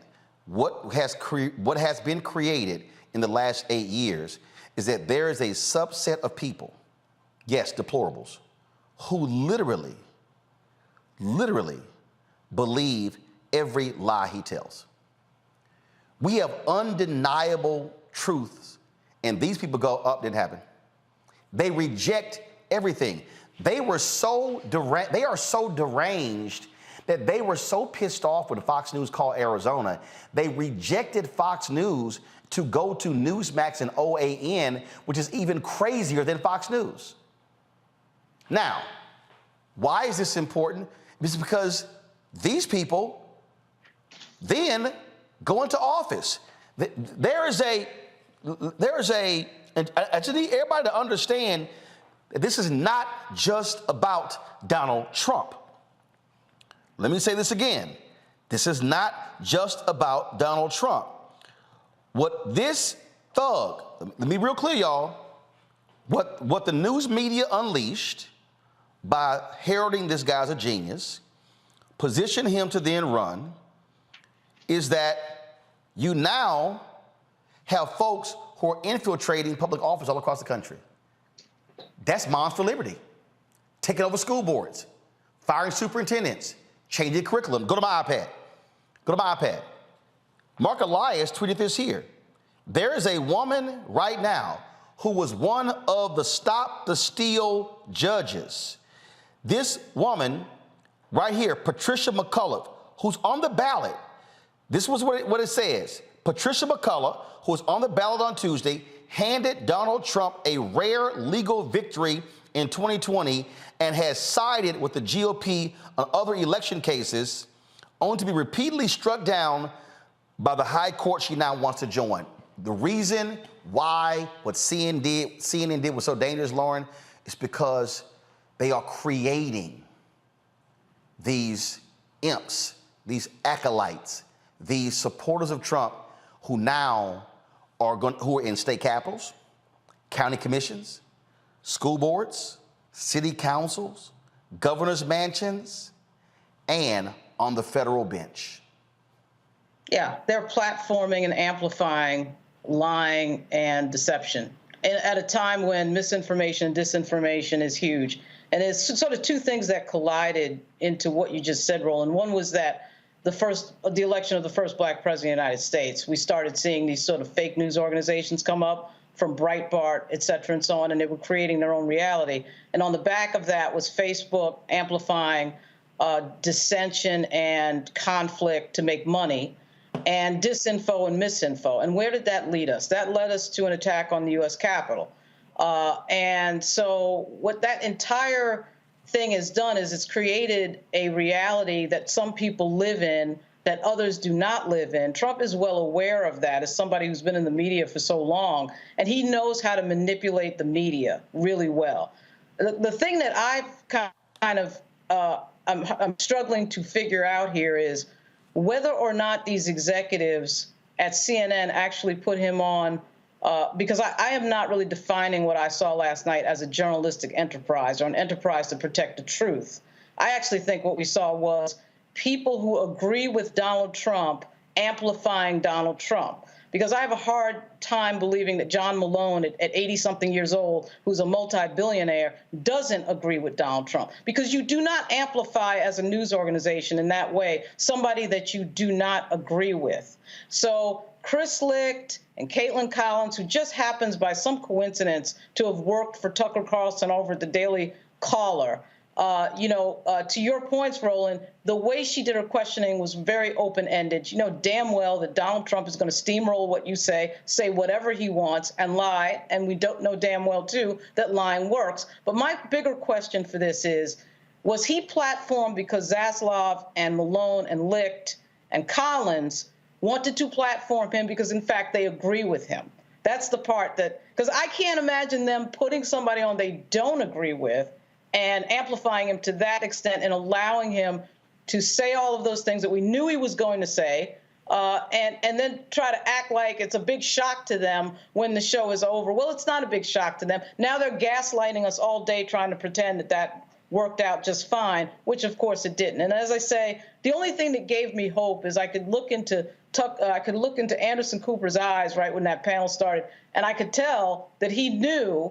I worked with him briefly at ABC a long time ago. He knew that this was wrong. I mean, it was crazy. And Laura Coates was basically about to turn the corner on the air last night and say, this is crazy, and got interrupted by Jake. So clearly there was a feeling there among the journalists, not the commentators, not Van Jones and these people who do opinion for a living. I'm talking about the journalists. They knew that what they put on the air was journalistic malpractice. Yep. Okay. I mean, you can't do that. We deal in a situation here where the Capitol just got attacked. We're dealing with a fascist liar, okay, who was very set to crash our democracy. Everybody knows that. Yep. And that is what they platform. Lee, first of all, go to my iPad. Lee, here's a perfect example of what we're talking about. A right-wing takeover of a Colorado school board has some of the town's conservatives deeply concerned. When you read this particular story here, this is in Woodland Park. They came in, they hired a new superintendent, they approved a charter school without any public notice. They were so abysmal, they forgot to apply for grants that are gonna fund the district. Literally, they enacted a MAGA playbook, and the district now is in total disarray. One, this happens when people don't vote. But two, this is what happens when you let nutcases come into elected office. Absolutely. It's intentional, right? It's intentional. And I'll say this about the Republicans. And, you know, I was in elected office at the local level, and they focus on things like the school board and county commission and these small town city councils and small time city mayors and things like that. Because guess what? They now have a platform to get elected at the next level. And then they get elected to the next level. Next thing you know, they're representing entire states and members of Congress and things like that. And it's a playbook. So let's be clear, it's a playbook. They're not coming in, making up stuff on their own. They got the Tea Party playbook, the MAGA playbook. They got the talking points that they all kind of abide by. And so you're seeing this happening all across the country. And then here's the quiet thing that maintains the power of a state, even when it doesn't adequately reflect the voters themselves. You have redistricting, right, where they get to gerrymander the lines and across the state. So in state legislatures all across the country, you have state legislatures that don't reflect the voting population because they've gerrymandered these districts to maintain the power much longer than the voting representation would bring. And so when you look at things, going back to this town hall, when you allow Donald Trump to have this platform and just have a full, I don't know how long the town hall was, quote unquote town hall was, but he had however long it was of a platform to say whatever he wanted to say. The very definition of gaslighting. He's making you believe that what you're seeing with your own eyes is not true. And so when he does that, right, guess what he's doing? He's also giving the talking points for those who are down ballot, you know, at the state legislatures. But also what he's doing, Lee, he's also, by running roughshod over Caitlin Collins, he's showing, see, this is how you treat them. This is how you disrespect them. This is how you diminish them. Absolutely. And it cheers their people on. Rebecca, I will go to you for the final comment here, because this is, again, and so when Lee was like, hey, calm down, no, because see, this is what I need Lee to understand. I got you, Roland. No, hold on. This is what I need you to understand. I literally saw this years ago, so let me explain. I was at CNN, Rebecca, from 2007 to 2013. And we were, every time they would interview Trump, I would go, why in the hell are we talking to Donald Trump? And I remember being in the Washington Bureau, going up to Stephanie Katubi, who was a booker for CNN, for Wolf Blitzer's show. And I said, why in the hell is Wolf interviewing Donald Trump? Oh, every time we talk to Donald Trump, we get great ratings. I said, but he doesn't know what the hell he's talking about. Why are we talking to him? Are we trying to talk to CEOs? Go talk to real CEOs with real companies. I said that. But they were enamored with going on his plane, going to Trump Tower, because they loved the batshit stuff that came out of his mouth, Rebecca. Now watch this. Now watch this. I was on CNN. Heidi Phillips was the anchor. I forgot who the other person was. And Trump came up. This is what I actually said. I said, anytime Trump comes on CNN, we should run a crawl at the bottom that says, this is for entertainment purposes only. Right. Rebecca, I got an email, and the email came from Ken Jouts. Ken Jouts was the executive vice president at CNN. Ken Jouts told me in an email, do not criticize Donald Trump when he is coming on our air. He sent me that email. Ken Jouts is still the executive vice president at CNN. I'm not saying Ken Jouts is a Trump supporter. What I'm saying is he literally told me not to criticize Donald Trump when he was coming on CNN. I remember when Obama was giving an economic speech or something, and Piers Morgan had Donald Trump on to rebut Obama. And I remember, because I was in Chicago, I remember being in my townhouse, and I was watching this crap, and I was tweeting, and I was like, why in the hell are we not talking to a real CEO? Why are we letting this man run his mouth? He's not running a real company. Right. Joe Scarborough has been going off on the CNN debate. Really, Joe Scarborough? You, the same Joe Scarborough and Mika, who let this man come on the air, phone in, tossing all of his BS? The same one. Here's the point that I'm making here, Rebecca. CNN, MSNBC, the New York Times, Washington Post, New York magazines, all of these media outlets, they created this monster. They created this thing as he was this know-it-all who was brilliant, who was smart. Everybody talks about Jeff Zucker giving him, because he was failing, he was bankrupt, the Apprentice show. No, it was mainstream white media that propped Donald Trump up as this brilliant, self-made American businessman because they loved the crazy stuff that came out of his mouth, and it was like, he's ratings gold. And Rebecca, they still think so. Les Moonves said in the 2016 election, Trump may not be good for America, but he's good for CBS. They know why they are doing this. And there is no journalist, producer, booker, executive in TV, radio, or newspaper, or magazine, or digital. If they aided the rise of Donald Trump, they cannot stand today on their moral high horse unless, Rebecca, they apologize for creating and giving America this monster. You have the final word. Yeah, they have to recognize their hypocrisy. They have to realize that they allowed this man, they helped this man become president. It was 24/7. And yes, CNN could say, we got 3 million viewers last night, and it was a business move also.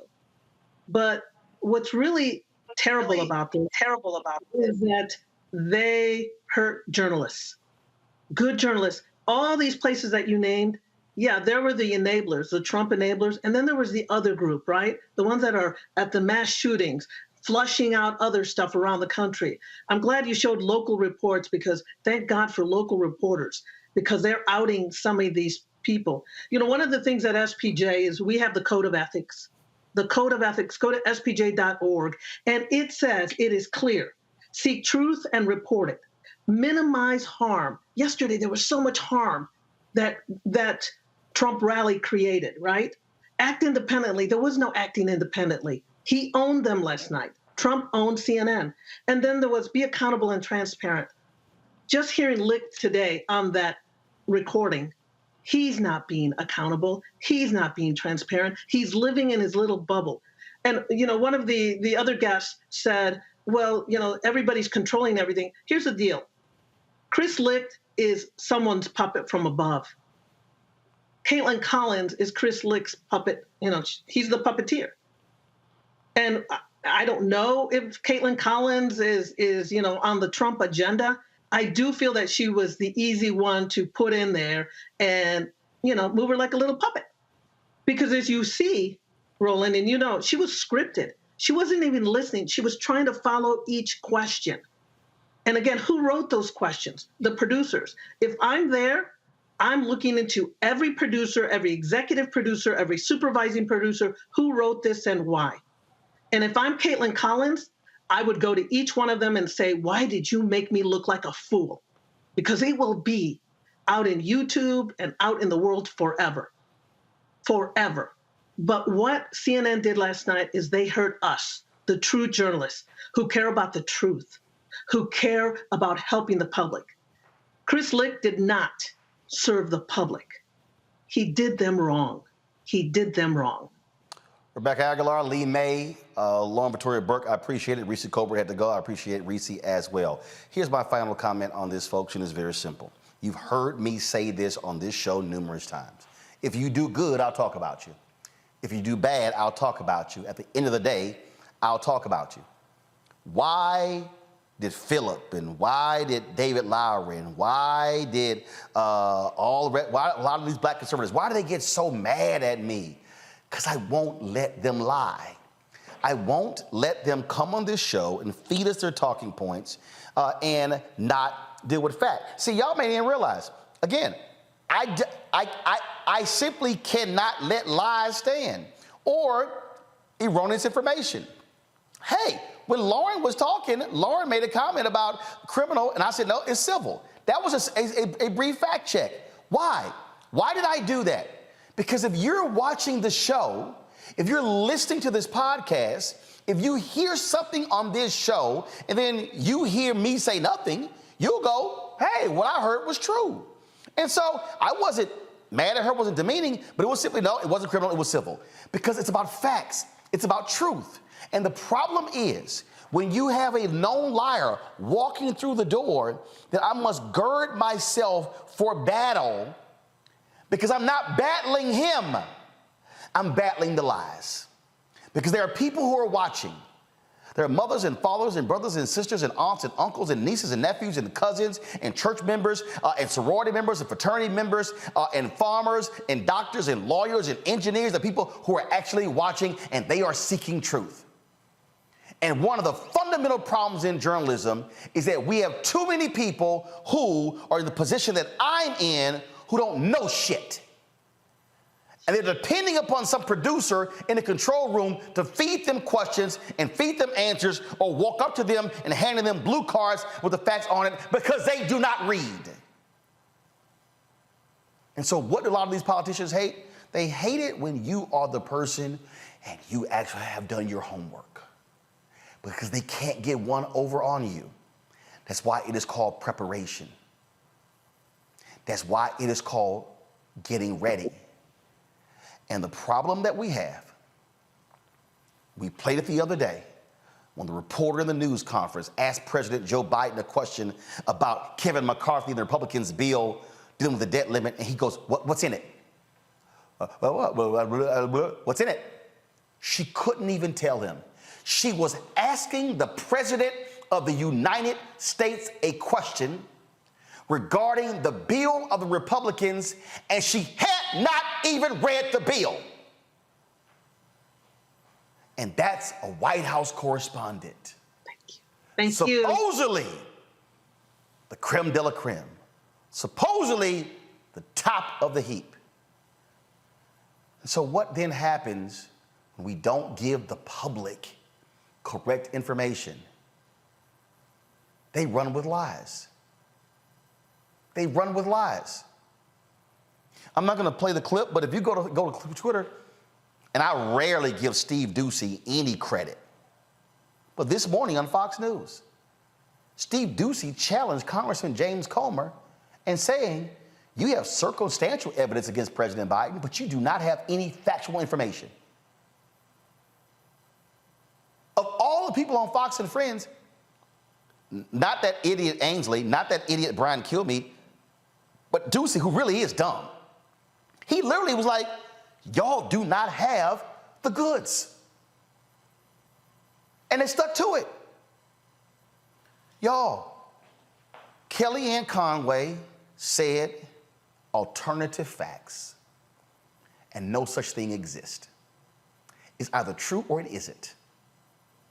And that is the only standard that will exist on this show and on this network.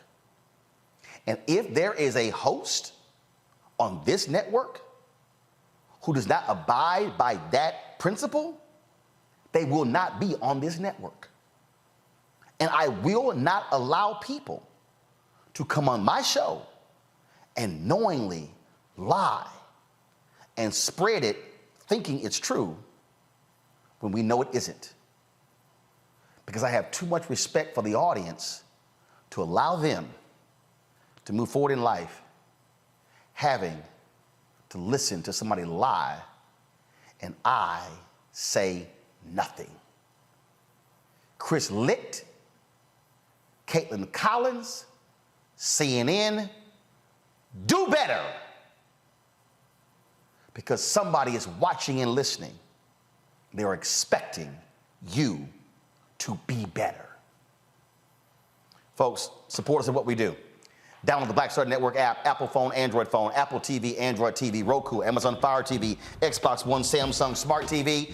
Be sure to support us in what we do. Your dollars make it possible for us to do this here. See, this is why I'm not on CNN or MSNBC or Fox News or ABC or NBC or CBS, and we ain't trying to go over there because we don't have to ask. We don't have to, look, you already heard what Lauren said. Jake and Anderson couldn't say nothing they really wanted to say last night because they got bosses. Well, the only boss I got is God. And so we want you to support us in what we do because we are trying to give you stuff you're not going to get from those networks. Check your money order. Go to P.O. Box 57196, Washington, D.C., 20037-0196. Cash App, $RM Unfiltered. PayPal, R Martin Unfiltered. Venmo is RM Unfiltered. Zelle, Roland at RolandSMartin.com. Roland at RolandMartinUnfiltered.com. And be sure to get a copy of my book, White Fear, How the Brownie of America is Making White Folks Lose Their Minds. Available on Amazon, Barnes & Noble, Bookshop Chapters, Books A Million, Target. Download your copy on Audible. Folks, I will see you tomorrow right here on the Black Star Network. Holla! Folks, Black Star Network is here. Hold no punches. I'm real revolutionary right now. Support this man, Black Media. He makes sure that our stories are told. Thank you for being the voice of Black America, Roland. Stay black. I love y'all. All momentum we have now, we have to keep this going. The video looks phenomenal. See, this difference between Black Star Network and black-owned media and something like CNN. You can't be black-owned media and be scared. It's time to be smart. Bring your eyeballs home. You dig?